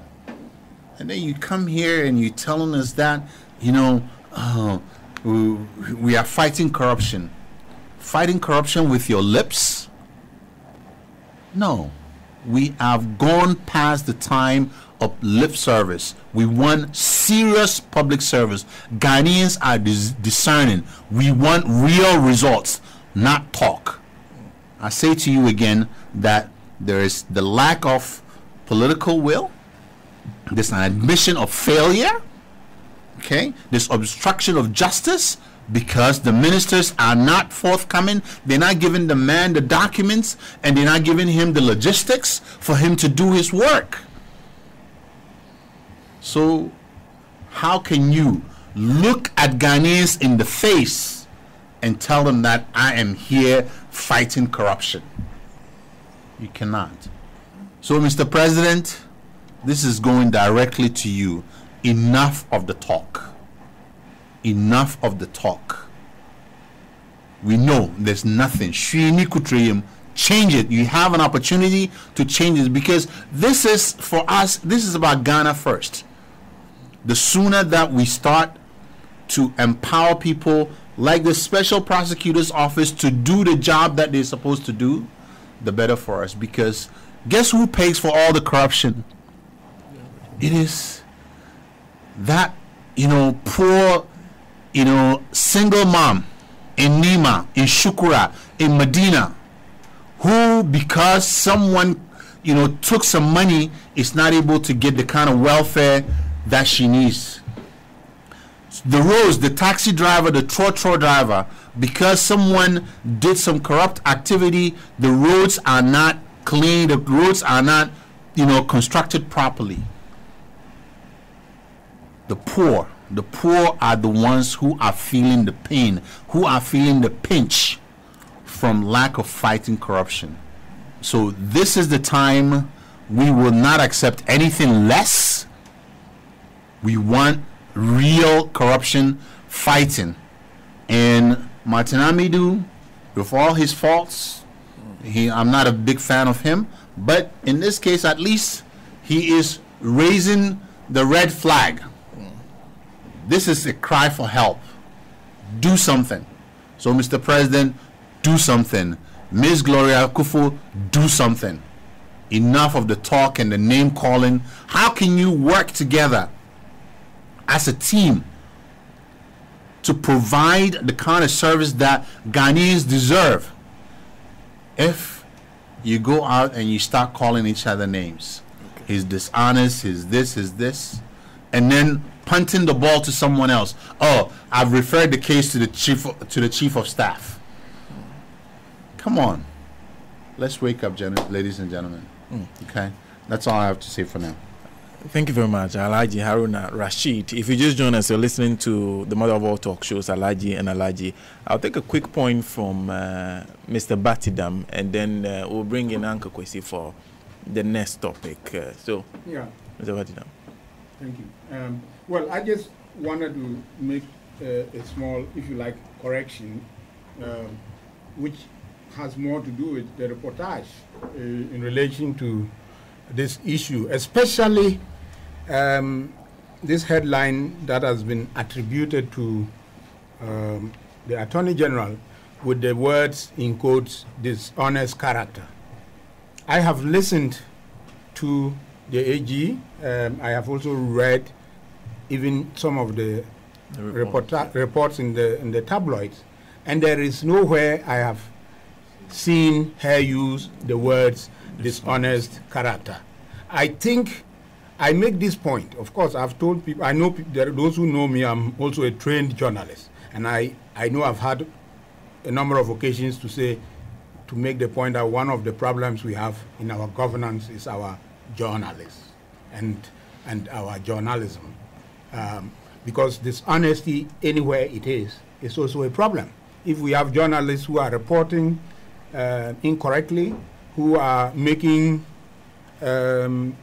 wrong or distorting information and presenting it to the people, that is part of the corruption. So I just thought to make this because I think there is always a purpose for doing these things. Of course, I'm sure Mr. Amidu himself is a person who would react directly to the Attorney General if she would use these words about him. I am very sure about that. That he, if anybody, not even the Attorney General, would use the words dishonest character in reference to Mr. Madnan Midu. So I don't know what the agenda is, but I'm just making this point because it doesn't help our discussion to buy into some distortions in reportage. That's fair. So that we then make it as if we are discussing the real issue. No. So I think this topic, this is the work of bad journalists, who are also part of the corruption affecting our country today. This is corruption. Okay. When you do what the journalists have done, it's also corruption. Yes, and let me just quickly chip in and say that I think I agree. I was going to mention that point. It sort of slipped my mind that I am not too sure that Gloria would use a word like dishonest, and in fact, it's borne out by the fact that that word doesn't appear in any of the quotations that are attributed to her. Yeah, so we've got to make that point. That is not quite conclusive that she did use those words. Yeah. But that does not take away from the fact that she's not very happy with the fact that he came out to raise the red flag and mention that, you know, he's not been given the resources that he needs. He's not getting the kind of cooperation that he needs from the ministers and all those things. You know, that's not to take it away, but I agree. If she did not say that, we should not, you know, attribute it to her. But, I mean, she's not happy with it. Okay. Let's wrap up the discussion on our first topic with a couple of comments from our listeners. And Angel Kojo Fiagbe says, I dare Akufo-Addo to resource Mr. Amidu and see if his government will not break down in a day. Lance Adoguba says that great show, glad to be part. Kingdom Kaleshi Kwesi Dachumo says that Akufo-Addo said he will transform Ghana in 18 months. So if he admits that the country is hard, then you need to visit the psychiatric hospital to describe Akufo-Addo as an honest man. Awuku Maswell says that according to Martin Amidu, when it comes to corruption, there's only the NDC which is corrupt. And that is his comment. Those are the comments we are getting on Pub MCGH on Facebook.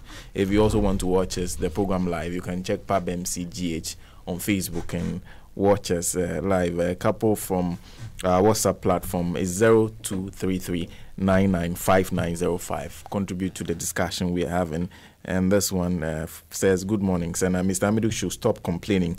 They just used him to gain political point, period. That's from Stella Tema. And good morning. It takes a humble person to admit that mistakes have been made. Name or cite one example of exemplary humility ever displayed by Nanado. Why are you surprised that he's not admitting to mistakes? All governance be governance.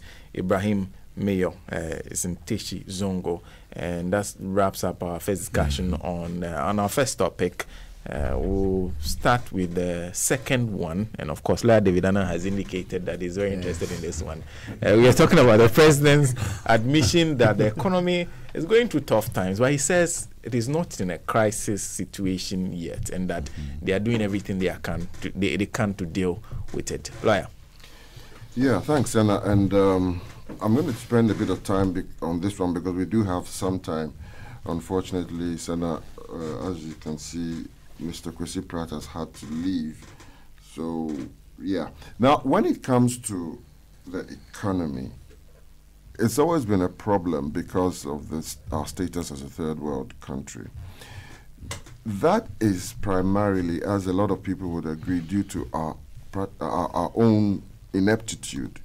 You see, you cannot give the possession and the control of most of your resources to foreign companies and foreign governments and expect to make your economy strong.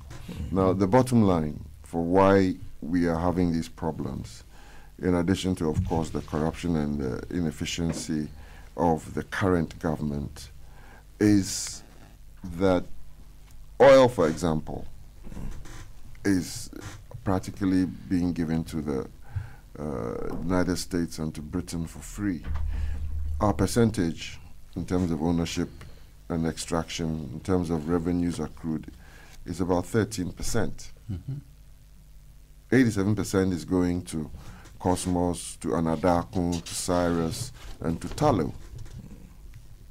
And how do you expect to... The same applies to gold. With gold, it's even worse. I keep saying that. We're getting about 6% in terms of royalties, and a little bit from CIT, which is company corporate income tax, and maybe a bit from the payees, and those other kinds of indirect taxes and direct taxes. But the bulk of our revenue generation comes from these primary resources. Now, these primary resources, as I've just said, are not being controlled to a great extent by the governments or even by individuals, even if you're talking about privatization. So where are you going to get the foreign exchange from? And then that leads us to the second issue. Why is it that we need foreign exchange? Why is it that our local currency is not enough to provide for the investment and the resulting production that would solve our problems, our need for computers, for garments, for cars? And the answer boils down to our lack of technology. Now that word, technology, is the most important word in the 21st and even in the 20th century. I need my fellow citizens to appreciate the meaning and the strength and the power of that word technology. That is the reason why you need the Forex. Because you don't have the technology. We've not been able to produce the technology. Therefore, other parties have been producing it, primarily in the beginning from the West. Now it's gone to the Chinese have been able to learn how to do it. The Russians and the rest, those in Far East, South Korea. So they're the ones who have the technology, they're the ones who are producing the goods, and they will sell to you in their currencies or in the reserve currency, which is the US dollar. Therefore, you need either the US dollar, or you need either the Chinese yuan, or you need the EU's euro, or you need the South Korean won. If you don't have these, they're not going to take your CD. If they don't take your CD, it means that you've got to find the dollars from somewhere. You find the dollars from somewhere means that you've got to export something in order to get that dollar. Now, this leads to an imbalance most of the time because of our lack of technology and our lack of the ability to produce the things that we need, and therefore you have a pressure building situation on the CD because everybody needs the dollar in order to facilitate the imports, in order to run a modern economy. Now that leads us to the issue of the hardships, which is the central point here. Now the hardships come from the dollar, the increase in the dollar. And Nana Akufo-Addo says that is because the interest rates in the United States have changed.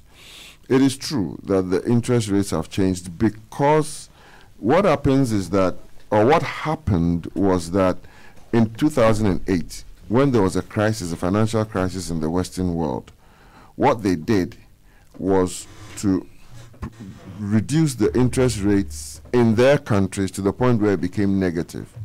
Now, these negative interest rates had two effects. One effect was, that is in their countries, one effect was that it made borrowing easier, and therefore it reduced the cost of borrowing for their local firms and businesses, and even for their government.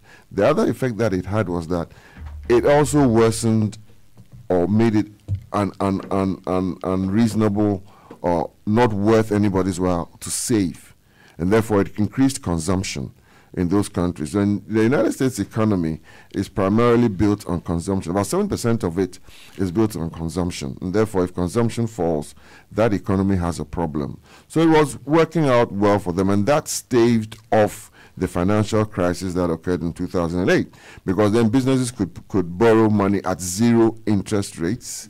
And I used to wonder, how is it that they're getting the money at zero interest rates and they're selling it to Ghana, or the Ghanaian governments and the African governments were paying up to 8, 9, 10% for these same loans. So you can look at the spread, and that shows you the degree of corruption that was happening, with the 1% for commitment fees, for management fees, and the other facilitation fees that would be put on these contracts. All these led to situations where we were paying 8% for money that was being accrued by the lender at 0% in his foreign country. And that's the problem. So we're financing, in effect, we're financing these Western countries. That's Africa and the other poor countries were doing that. It's part of the fact that we're being poor. Now, Akufo-Addo says that the situation has changed because the zero interest rate syndrome has been stopped, and the US Fed is increasing the rate of interest gradually. Now it's about 3%. The most recent one was about 25 basis points, and that brings it to about 3%. Now, if the U.S. Treasury bill is going for 3%, think about it. Money would flow from emerging markets. Now, EMs are what we have in Ghana, in Kenya, in South Africa. We call them emerging markets. Now, money would flow from those markets back to the United States. The question is, why did the money come here in the first place? The money came here because we were giving about 25% interest rates for our local currency. And this is what has been happening. Why does the dollar keep going up? Let me tell you why it does. And it's also partly our fault. You know, the Bank of Ghana requires that whenever you send foreign money to a company or to a bank in Ghana, you've got to pass it through the Bank of Ghana. And what they do is that they require that that money, let's say $100 million for the bank recapitalization, that money is then invested by the Ghanaian government by law or by Bank of Ghana policy in bonds and treasury bills. Madness. Madness. Do you know why? Because, so now imagine somebody brings $100 million. You say, put that money in T-bills. Do you know how much $100 million worth of T-bills in our local currency is? Let's assume it's even four cedis to the dollar, and it's not, it's 5 cedis. So if we take even the 4 cedis, that's 400 million Ghana cedis, which was previously earning a rate of 25. Now the MPP have brought it down to 12.5. But even at 12.5, look at the spread. 400 million on 12.5 is about 40 million Ghana, give and take a few million per year. 40 million Ghana. And what does the person do? He doesn't want your cedis. So then he starts looking for dollars. And then he goes shopping for dollars. He has 40 million Ghana cedis to buy dollars. And he gets $1 million a year at the exchange rate. Now, if you were to put that same money in United States treasuries and bills, you would get it was previously 1%, 0.5%. and 0%. You see, so it doesn't make much. It doesn't make the same $1 million from the same 100 million. So they were bringing the money into the emerging markets and our own policies. If your Bank of Ghana policy is that don't put that money anywhere but in treasury bills, what you're doing is that you're crowding out us, the people who have only, say 10,000 Ghana cedis to put in T-bills, maybe 20,000 cedis. Somebody has 400 million Ghana cedis. And that is why there was always pressure on the cedi, because then they take the cedis and go and look for dollars, and they send it out. Now, when the situation improves in their home countries, as it has in the United States because they've increased the interest rate, as Akufo-Addo is saying, then the money flows out. There's a reverse inflow, which becomes an outflow. And now you not only have to pay the man his interest, you've got to pay him his capital. So now I say, I want my 100 million back. And once you, the Bank of Ghana, have to give, say, Senna his 100 million back, it means you don't have 100 million to give to Alhaji or to give to Daniel, who are the local entrepreneurs. You've got to satisfy the foreigners first because it's a contract. And that reduces the amount of dollars that they have to give. And that increases, or that leads to a fight internally for dollars, and that raises the price for dollars.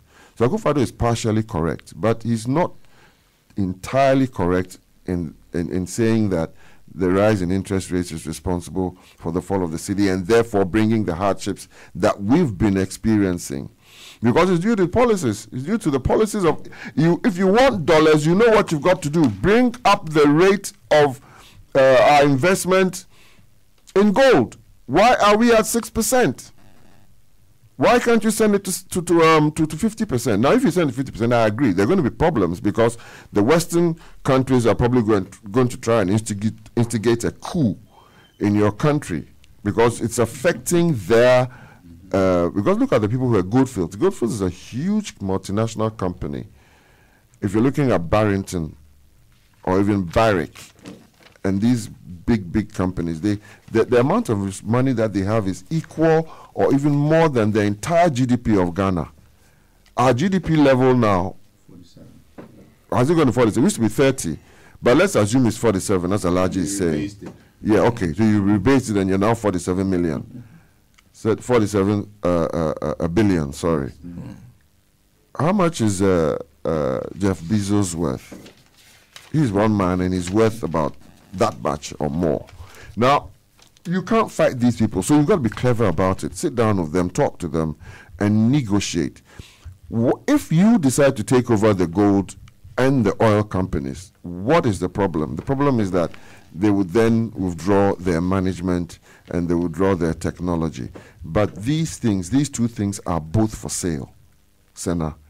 There's no reason why a local country like Ghana should not be able to pay for the same management skills by bringing in the foreigners. You can buy them.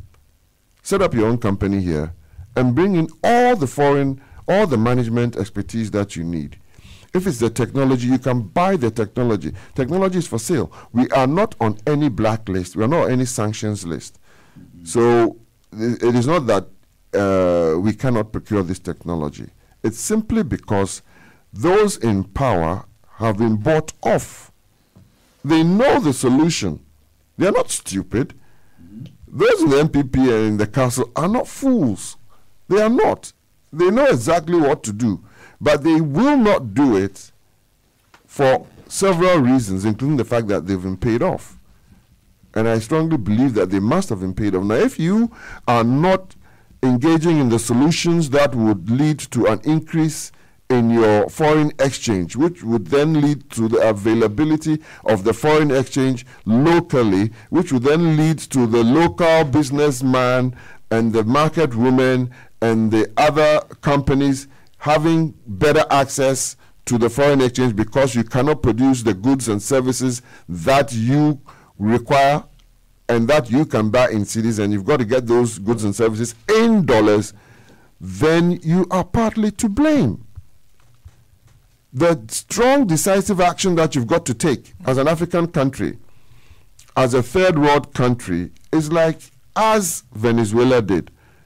Of course, I know mentioning Venezuela is going to bring problems because everybody's going to say that. Look how that turned out. Yeah. Look how that turned out. But they did it. No, but they did that with Chavez. And you know, if you talk to someone like Kofi Wayo would tell you that there's a way of doing it. You know, Kofi Wayo is very close to the Americans. Look, the Americans are also not stupid.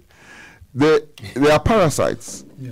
You know, the whites are parasites. But there's no parasite that kills the host deliberately, because if it kills the host, it dies. So the object of a parasite is to extract as much nutrients as it can from the host while keeping the host alive to produce the same nutrients the next day. And that is where you've got to talk to the West. Sit down with them.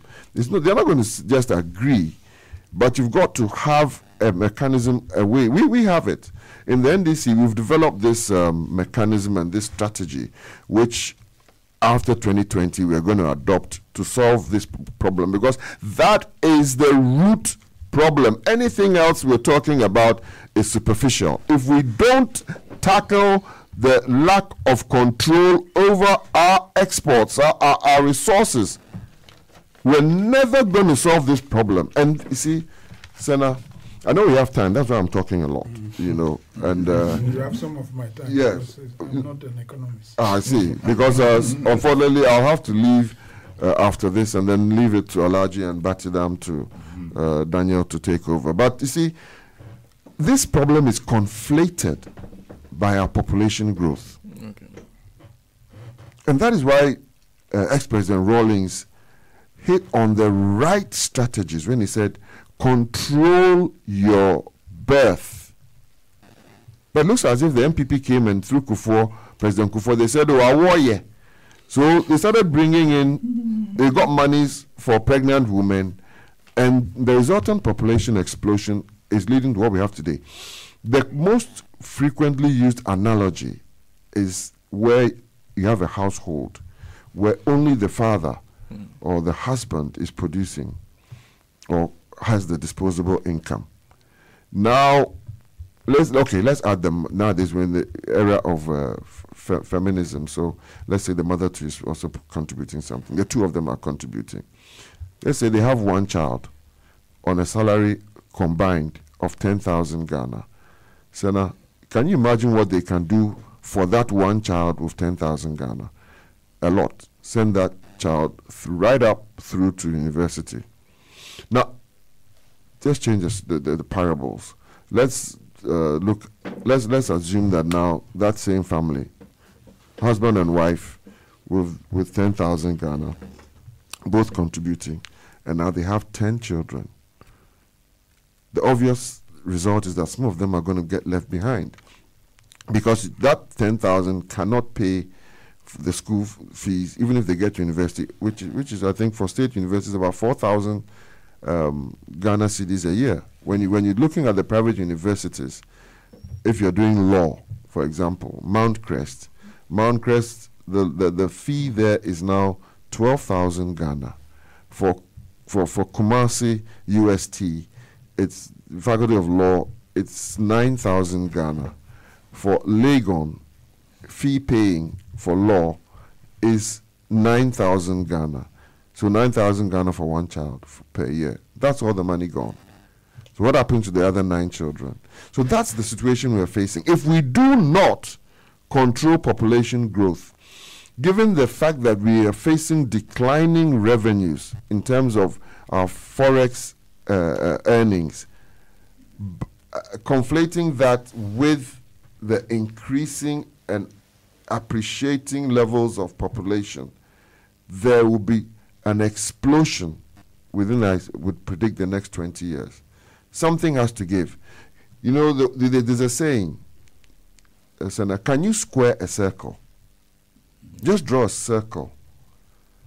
Can you square that circle? It's practically impossible. You cannot square a circle because of its shape and because of the shape of a square.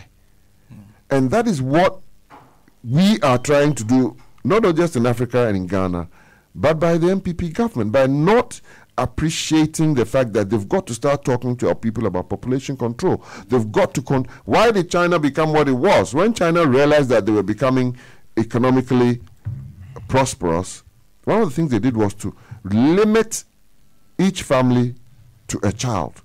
So it was one family, one child. That was the policy, because they had billions or millions of people, and the population growth threatened to jeopardize their economic prosperity.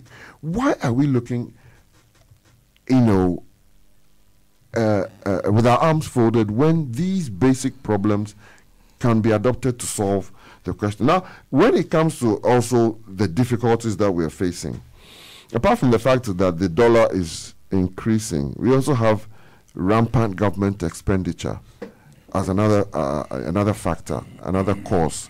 If you don't control your expenditure as a government, and you keep increasing that, when what it does, that it leads then to you having to acquire what word should I use? Investments from the foreigners in order to plug the gap. So what you spend your money on, it's got to be important. It's got to be on productive ventures. If you don't do it on the roads, education, fine, is to some extent productive, but it is long term. Before you spend on education and that person you spent on becomes productive economically, it's a gap of about maybe 15, 20 years. That's what you're looking at. That's why we call it medium to long term.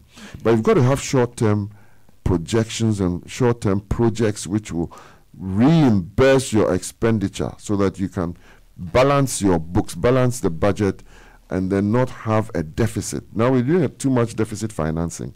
Deficit financing has to be plugged in the future somehow. Now I agree. You know, the countries with the highest levels of debt in the world, number 1 is Japan. The second is the United States. The United States owes 21 trillion. But that 21 trillion, luckily for them, is mainly internal debt. And that's the difference. Out of the 21 trillion, about say 6 or 7 is owed to foreigners. And that debt is debt that you will have to pay. But if the rest is owed to your own people, there are so many measures that you could take to delay the payment. You could even print money. Now you're aware that if you print the money, what the West were calling quantitative easing, that was just printing money. The effect that it has is that it allows you to pay off your debt. Of course, it weakens the currency, but hey, you still owe him $1. And if I say, hey, this is your dollar, even though that dollar is now worth 50 cents, there's very little that you can do. You see, so you would ask yourself, why isn't the MPP able to print enough cedis in order to create the investment climate and the investment impetus that we need? It's because even if you print the cedis, you're going to have to go and look for dollars. Because you don't produce the things that you need to create the productivity you require in order to boost the economy. Everything leads back to the foreign exchange. So we cannot print cedis to get out of our economic situation. We've got to have policies in place. And I'm saying, as I wrap up now, that the first policy we've got to sort out is the issue of government expenditure and the issue of control over our resources. Now, I understand, and I can appreciate Gabi saying that times are hard. He's agreed. And I can appreciate his uncle, Nana Akufo-Addo, also saying that that times are hard. But if you look at the various figures that are being given for our rate of growth, 8%, allegedly by the IMF or by the World Bank, and I think Alhaji was asking this question, where is that growth coming from? Where? Which particular sector is recording sufficient growth to send us to 8%? Because most of the other sectors are declining. They are negative. Industry certainly cannot be growing at 8%. So is it the oil sector or what? And if it's the oil sector, you're telling me that our 13% that we're getting, instead of say 50, can you imagine, Senna, if we had 50% of the oil revenues, with oil going up to $100 by the end of this year? It's now about 80, about 70, 80. And that's another problem that we're going to have to face. If petrol is now at 22.5, 23 cedis, because it's 5 cedis a liter, 5 times 4.5, I think, is it 22.5? Roughly 23 cedis. That's the price of a gallon. Now, the previous government, President Mahama's government, left with petrol at 14, roughly 15 cedis. So you're straight away reaching a level where it's nearly over 60% of an increase in petrol prices. You know, petrol drives everything. You know, I am a bit cautious blaming or using petrol politics, because it always comes back to bite you. And if you think that you're going to be in power in 2020, you just sort of have to leave the petrol politics for the common man to complain about. And you as a politician should not talk too much about it, because you're probably going to have to face that same problem in 2021, 2022. It's a cyclical thing. It moves in cycles. It goes up and it goes down. Now, unfortunately for the MPP, they have that. They should have factored that in, and that is where we can blame them. You have a whole, the National Development and Planning Commission. These are the people, who are supposed to forecast. We don't forecast in this country, and so we sit down, and the problem overtakes us. There are no projections made. How much of the population is going to be above, say, 70 years in 5 years' time?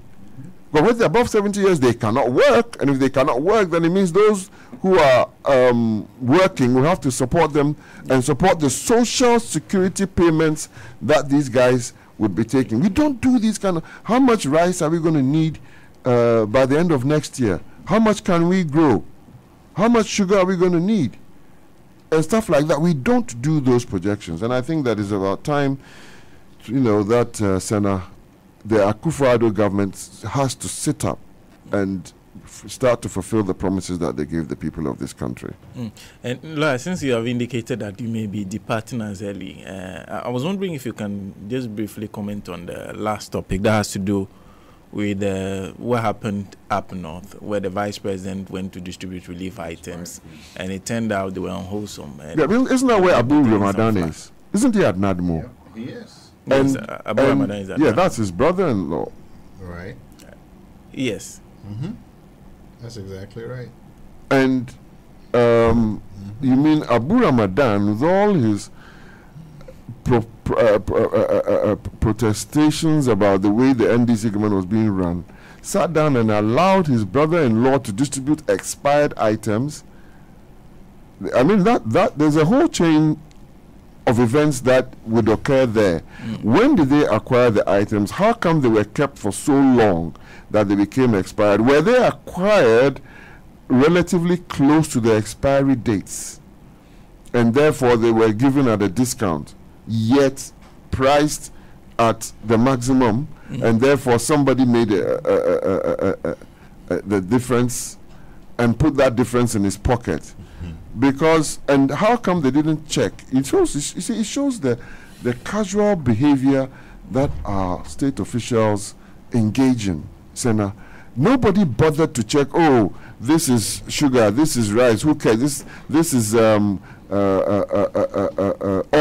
So why the hell these people should be too happy they're getting it? Who's going to bother about looking? Who's going to bother about looking at the expiry date? Little details like this have now led to a big problem, and it's going to be a talking point for the NDC, usefully for them, and because we never had such a problem, and it's also going to be an eye-opener for us, because next time anybody, even the persons who are now campaigning for the various positions in the NDC, those persons now have to be careful. They've been alerted to the fact that you can't accuse the MPP of having done it and therefore being a failure or incompetent or clueless, and then you as a candidate for the NDC General Secretary or for even for the NDC presidential nomination end up doing the same thing. So I'm going to caution all our people, if you're going to distribute goods to anybody, please do look at the expiry dates and things like that. Thank you very much, Lawyer Davidan. And before I read some messages from our listeners and those watching us on Facebook, just a quick message. And Global Healers Alternative Clinic are treating breast cancer without surgery and want to entreat all women to take charge of their health, their happiness, and not anything to control them. Therefore, anyone with breast cancer and all types of early cancer should rush quickly to Global Healers Alternative Clinic for your glorious treatment. You can contact us on 055-318 8019, 055-318-8019, 0302-907-618, and also 0269-752-145. And of course, Apollonia City is giving big, and it's too good to be true. Get rewarded with cars or loads of amazing home appliances when you buy a home or plot of land in the Apollonia Mega Dash Promo. A 3-bedroom story at Oxford gets you a brand new Suzuki Baleno from Silver Star Auto Limited. Any other home also gets you top-notch home appliances. But that's not all. You get loads of quality home appliances for simply buying a service plot in Apollonia City. There are no draws and no raffles. Exciting, isn't it? This promo is running from now to the end of September.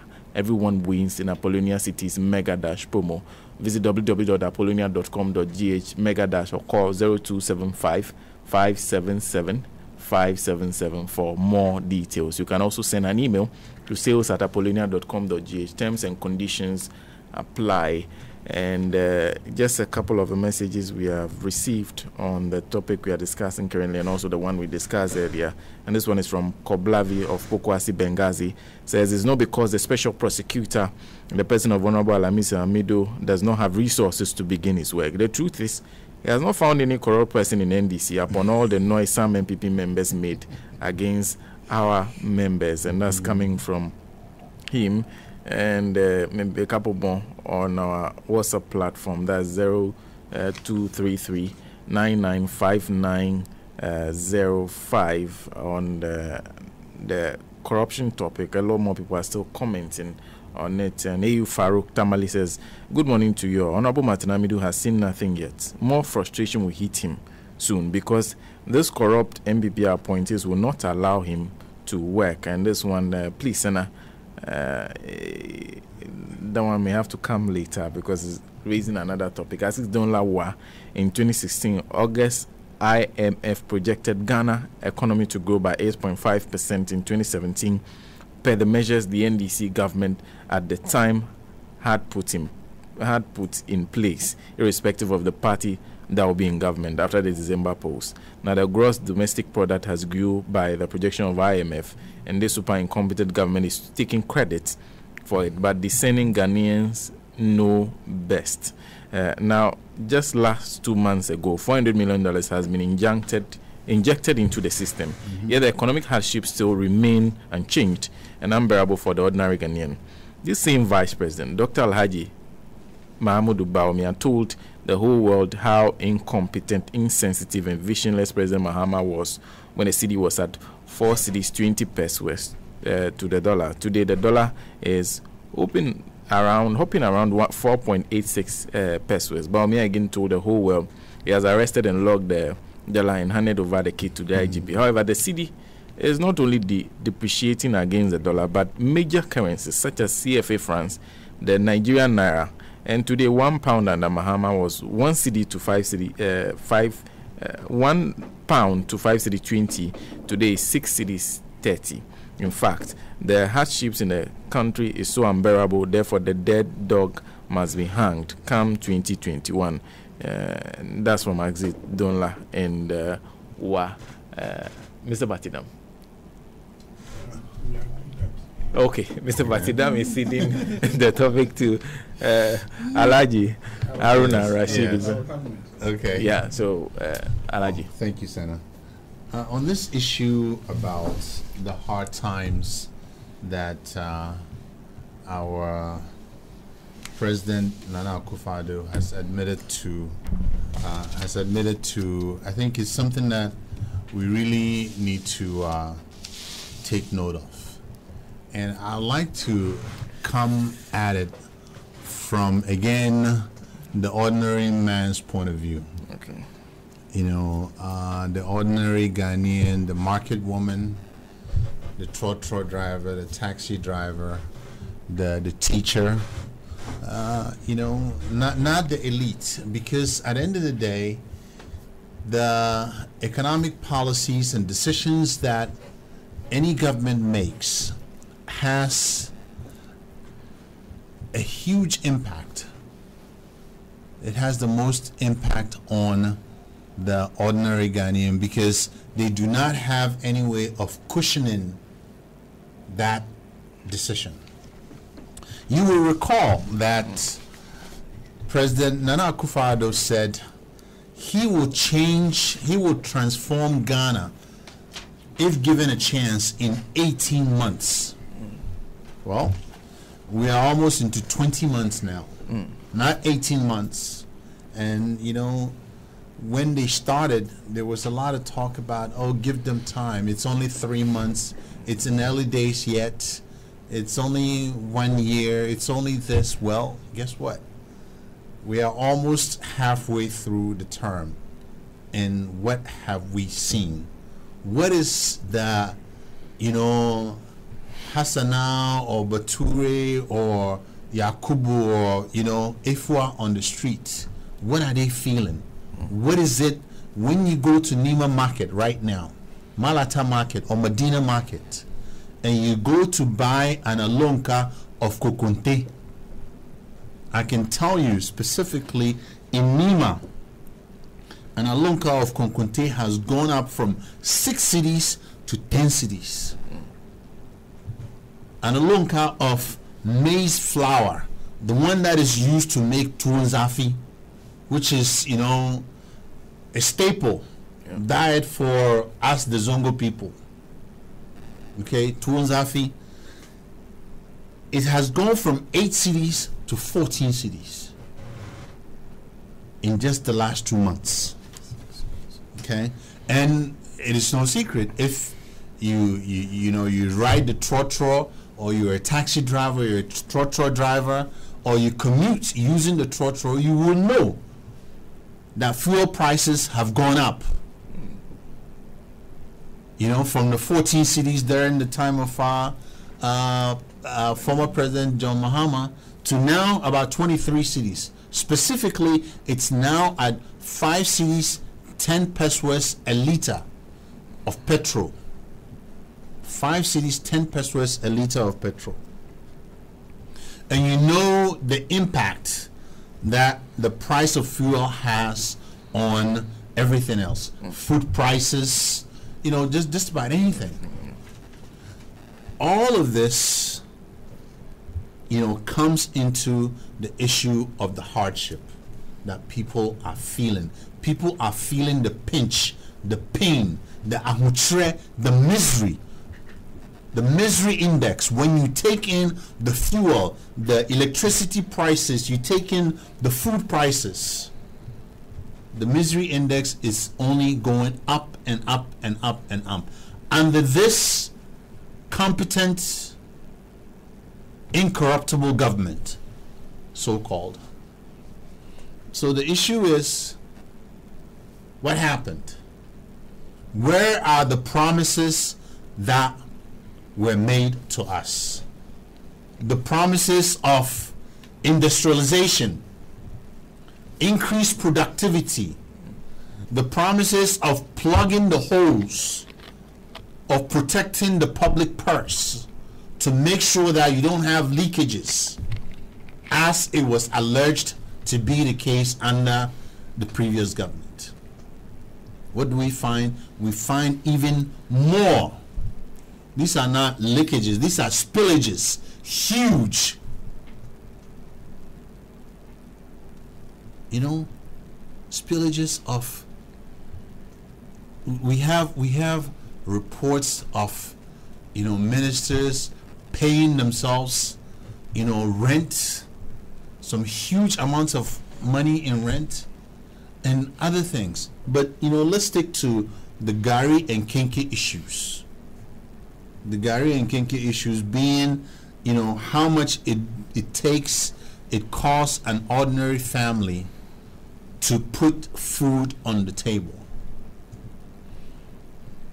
Back in 2015, 2016, the World Bank did a report which stated that Ghana as a country has been able to halve the number of people that are in poverty. The same World Bank now tells us that poverty has increased. It has increased under this government. And so has the corruption perception index has increased. So you see, the thing, it goes in tandem. The higher the corruption perception index, the higher the level of poverty, because the overwhelming majority of people who are affected by corruption are the ordinary Ghanaians, the Kujos, the Amas, the Salifus on the street. And this is even more worrying because it comes from a party that has claimed itself to be better managers of the economy, headed by Whiz Kid Alhaji Dr. Baumia. What do we see? Unprecedented levels of depreciation.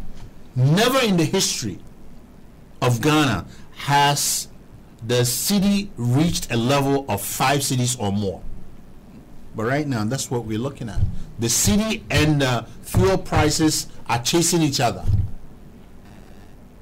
Right now, the fuel prices are a little ahead at 5 cities, 10 pesos per liter versus about 5 cities, 2 pesos for the dollar. What happened? You have to step back and look to see why we are in the rut, why we are in the economic malaise that we're in. This is because the structure, the fundamental structure of this economy, of the Ghanaian economy, has not changed at all since the 1960s. We are an agro-based economy. Okay? We export our raw materials in the natural forms without any value addition. The cocoa beans that we send out have been, to a large extent in the same way that they have been since 1900. It hasn't changed. We still overwhelmingly, export our cocoa beans without, addition, without adding any value to it. Now, there are some companies that are working in Free Zones Board that are doing some work, but a lot of it, most of them are either joint ventures which are majority owned by foreigners or are totally foreign owned companies. So we cannot really say, that we are sending things out. We are sending out our cocoa in a form that has added value. Would you believe that of the billions of dollars that is made in the chocolate industry, Ghana makes only about 1.75% of that revenue? Over 98% of the revenue generated in the cocoa industry, or the chocolate industry if you like, are made by countries like Switzerland, Cadbury in the UK and in France. And these are countries that do not grow a bean of cocoa. Not a single bean of cocoa. The same happens with our gold. The same thing happens with our diamonds, with our bauxite, manganese. You name it, all the natural resources. And Lawyer Annan just talked about us only 13% of the oil. 13%. And in fact, even the 13% of the oil is taken out, not, in its crude form. We're not talking about refined products. The gold is even worse. We only own about 6%. Yet this is a country that used to be called the Gold Coast. We've sold our heritage to the foreigners. What do? They turn around and by legislation are allowed to repatriate 98% of their profits out of the country. Legally, 98%. What do they repatriate? They do not repatriate cities. They repatriate dollars. So what happens? They change the cities that they have into dollars and therefore putting more and more and more pressure on the city. And yet we have the economic guru, Wizkid, Alhaji Dr. Mahmoud Bawumia, telling us that he and his ilk and his cohorts telling us that, it's not really that the city is appreciated, but it is the dollar that is rising. Come on. I mean, are we children? Are we kids? Do we not have minds? I mean, this is pure intellectual dishonesty. We are not children. Now, that is when you look at it from the economic standpoint, the difficulties that we're having. And then when you look at it from the standpoint of society, where is the safety net? Where is the safety net that is supposed to cushion the people? All you have to look around is just pick any newspaper. Businesses are collapsing. People are being laid off. So far, we know 7 banks have closed and more to come. Okay? And it is so depressing. one would have thought that this so-called better managers of the economy would have come in and done some abracadabra, something to show us how to do things. Yet they themselves are now admitting that Nehemiah Dimpa, Nibiwa, Abubuai, Kerfi Chikingaringa. Abubuai, Kerfi Chikingaringa. Everybody is crying.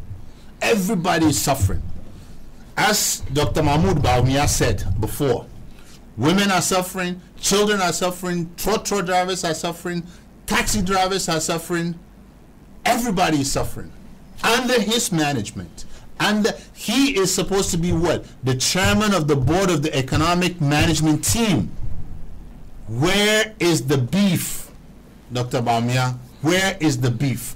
Where is the economic magic that you promised? All that noise that you were making. You will do this, competence, this, corruption, this. And here we are. Just ordinary oil, ordinary relief. You can't even give a decent food to the relief victims without giving them expired stuff. Come on. And then when you get down to the law and order, my goodness, without the peace and security, what can we do? Without the peace and security. So you see, you look at it from the economic standpoint, societal standpoint, without the, safety net. And now we're looking at the law and order. This country, now they made so much noise that this president, he's a luminary, he's a legal mind, he is this, he's that, human rights lawyer, he's this, and yet under his watch, on the very first day from the Flagstaff House, a uniformed officer, police officer, Nanka, was beaten up mercilessly by the goon squad, jackbooted goon squads from the Flagstaff House, followed by the security, regional security person in Kumasi being beaten up. The Delta Force brazenly went into a court of, a competent jurisdiction and then released their people, having even the judge running for cover. People's houses were invaded and cars taken out. People are beaten, intimidated. So this is the kind of issue that we're talking about when we say things are hard. Things are hard not only from the socioeconomic standpoint, but things are hard from also the legal, from the law and order standpoint. And I say to you, fellow Ghanaians, this is unacceptable. We cannot live under these kind of conditions. We cannot live under this kind of conditions. And I've not even talked about the nepotism, the 110 ministers, the number of, the expenses, the expenditure, the conflicts of interest. Now we have, Finance Minister Ken Ofori-Atta, having his data bank being the book runners for a lot of the bonds that are being issued. The tribalism and the ethnocentrism that is going on. And the reports of corruption, which my big brother Daniel Batidam knows better than me, in Boston, about Kelmy GVG, the army worms, the fertilizers, you know, the Howard Kumsins with 800,000 cities for one website. All these things have an impact on us as Ghanaians. All these things have an impact on us as Ghanaians. And then come to find out, I read, you know, somewhere that, you know, there's talk about in November that the 2019 budget is going to be released, only for us to find out about 98% of the budget is going to be used in, the 98% of the budget is going to be used for paying, you know, expense, paying, what is it called, salaries. What are we talking, what are we doing about the future of this country? And then there's also this talk about this 100-year, $50 billion bond. Where is Nana Akufo-Addo going to be in 100 years when that bill comes due? Where is Nana Akufo-Addo, where is Ken Ofori-Atta going to be in 100 years when that bill comes due? Guess who's going to be paying it? We are going to be paying it. Our children are going to be paying it. Our children's children are going to be paying it. This is not acceptable. This is not something that we should even countenance, because $50 billion, $50 billion, this economy, where our GDP is, you know, even on the, when you accept the rebasing, if you accept that the rebasing is correct and is very I have a big question mark on it. Even when you accept that, where are we going to put $50 billion? How is this economy going to sustain it? Where are we going to put that money? It just does not make sense. You just don't go out there to do these things. But guess what? With Data Bank being one of the, you know, book runners, there's going to be fees. And the fees are going where? Who owns Data Bank? Ken Ofori-Atta. So follow the money. Follow the money and you see where this whole thing goes. Follow the money. Follow the trail of the money. So this whole thing they are doing, this is the real definition of create, loot, and share. In reality, this is the real thing. This is the real thing. These guys are doing what they're doing because they came here to enrich themselves, to fill up their pockets. They're not doing it for you and me. They're not doing it for posterity. They're not doing it to advance any ideological belief. No. They are here just to enrich themselves, to make sure that they have it, and they want to do it as quickly as possible in the first 4 years, because they know, inshallah, 2020 they are going out.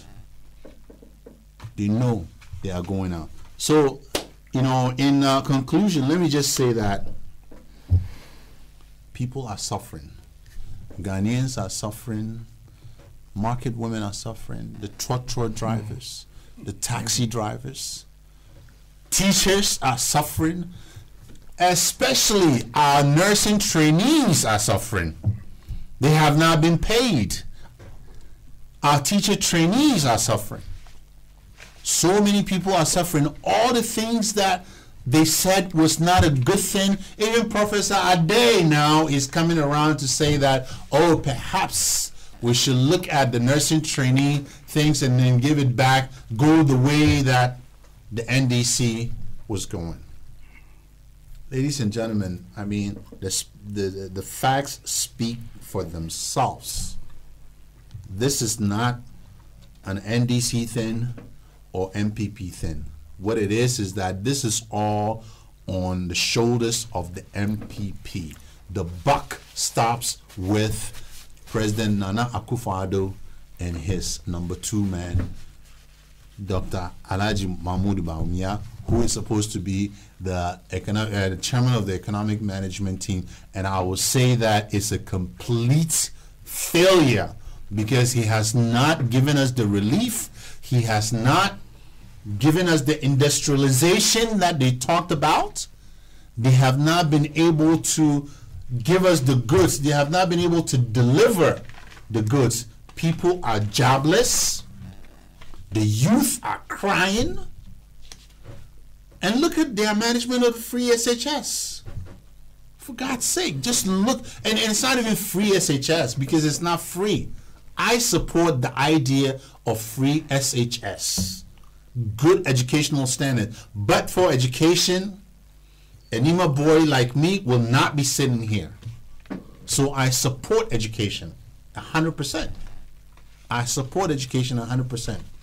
But if you say that you are going to make it free SHS and then you turn around and you breach the trust that people have given to you, and then it becomes first year, only first year, and in fact even the first year, I mean, all you have to do, I have pictures, and I don't even have to say it, everybody has seen pictures of students standing with this shift system, gold track and green track or yellow track, the trouble track. Students don't even have chairs to sit on. This is all part of the suffering of the students. How can you expect students to study when they do not have a conducive environment to study in? When the teachers are not in a position to teach because they're not being paid well, the students don't even have a place to sit, and their chalk boxes and all those things are out on the hallways. They've turned, you know, dormitories, no, not dormitories, they've turned cafeterias into classrooms. This is all part of the whole thing. So, you know, fellow Ghanaians, really all you have to do is step back and judge objectively the promises made to you by the NPP versus what they have been able to deliver or what they have not been able to deliver. Judge them on the economic standpoint, judge them on the societal standpoint, and then by all means, for God's sake, judge them in the law and order standpoint, and you will find that over and over again they have failed, an abysmal failure. They have not been able to deliver, and therefore we need to throw them out because we have to take our country back. Okay. Thank you very much, Alhaji. And before I go back to Mr. Batidam, just a few comments on PAB MCGH, and this one from Charles Mate Colley says Ghanaians will call over broken glasses to vote MPP government out 2020.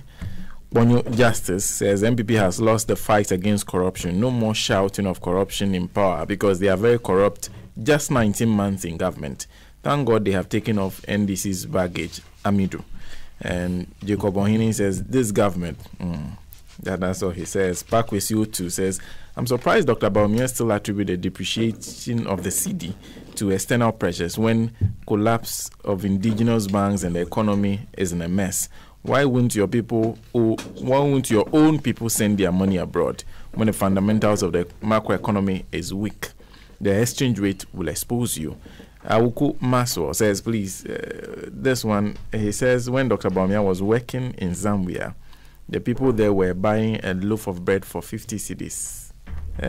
Back with you to, again, says the stressed local banks need bailouts and not consolidation.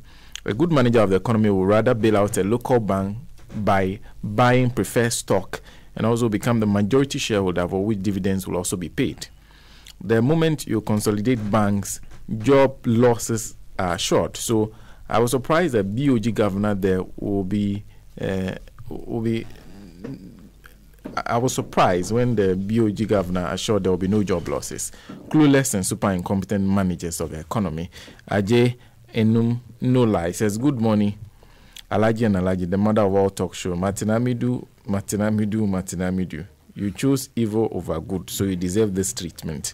But wait, there's more to come. And Kumbati Solomon is calling us the BBC in Ghana and says he's listening live. Kumbati, and this one from Mujiburaman Hamza. I hope I got the name right.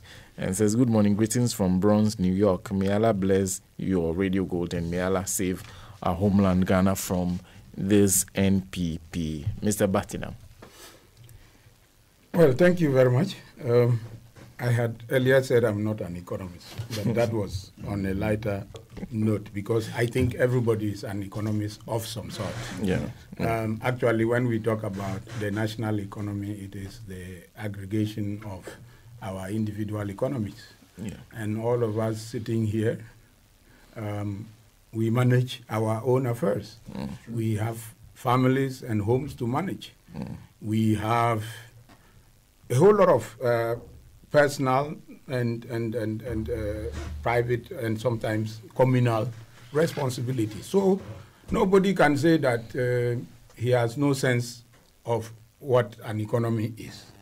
One of the things I find interesting, especially when it comes to indicators, and I'll come to that later because I think there is also some missing gap in the kind of indicators we keep looking at to measure our economy.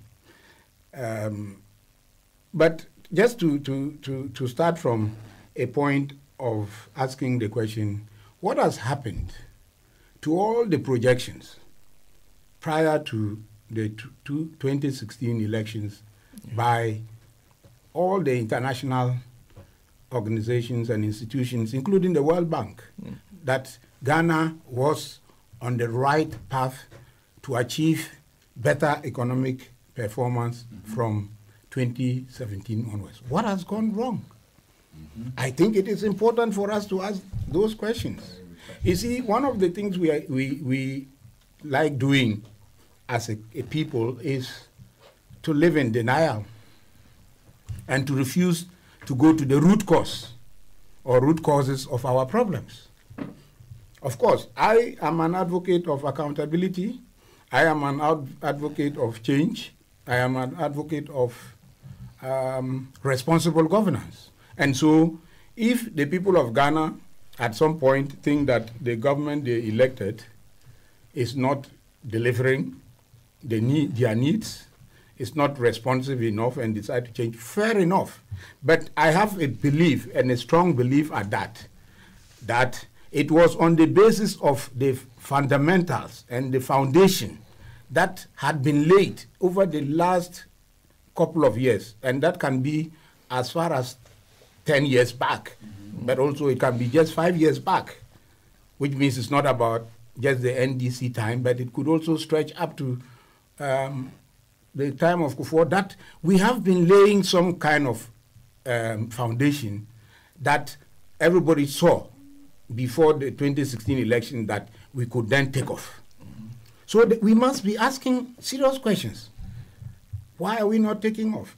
And I don't have the answers, but I have some concerns. Because you see, when you have a change of government, and the first agenda of the government is to start destroying what has been built, is to start creating confusion, is to start investing in moving people around and making sure that they find out who belongs to which party and is occupying which position, instead of governing, instead of building. Then you will have what we are having today. In fact, we ran into reverse gear in 2017 instead of going into the fifth gear from the fourth gear at which President Mahama left this country. And I am serious about that because we just have to look at what has been happening. If we talk about times being hard, and I enjoy listening to and even sometimes watching Dr. Baumia, I hate to put everything on his head. And I think we have to be able to open our minds to greater responsibility of the government as a collective. But of course, he himself has also decided to put himself up for public scrutiny. And on a lighter note, when I heard you play back his voice in the 2016 ahead of the elections, I always enjoyed watching him. You know, he comes across, when I watch him, he's like a Catholic priest who has not been ordained and has decided to be a freelance preacher. The women are suffering, fishermen are suffering, border boys are suffering. Whoever you can mention, they are suffering. I mean, you see a preacher more than anything else. I mean, so when you play those things back, and I have the impression that this is what he should still be saying now. I think, honestly, we should not just be playing it back, but we should look for an opportunity to record him today so that it will be more current, because we now need him more than ever. But he cannot operate now as a freelance preacher because he is the vice president of Ghana and he is the head of the economic management team. So he should stop preaching and start working. But of course, as I said, there are limitations to putting the blame on one person, and more so on the number 2 man of the country. Because, as I've always said, consistency is important. In times past, when there was blame, whether it is on the economy or on corruption, it was always on Mahama. Yeah. If it is something goes wrong, it's either Mahama himself or Mahama boys or Mahama girls or Mahama something. So please, let us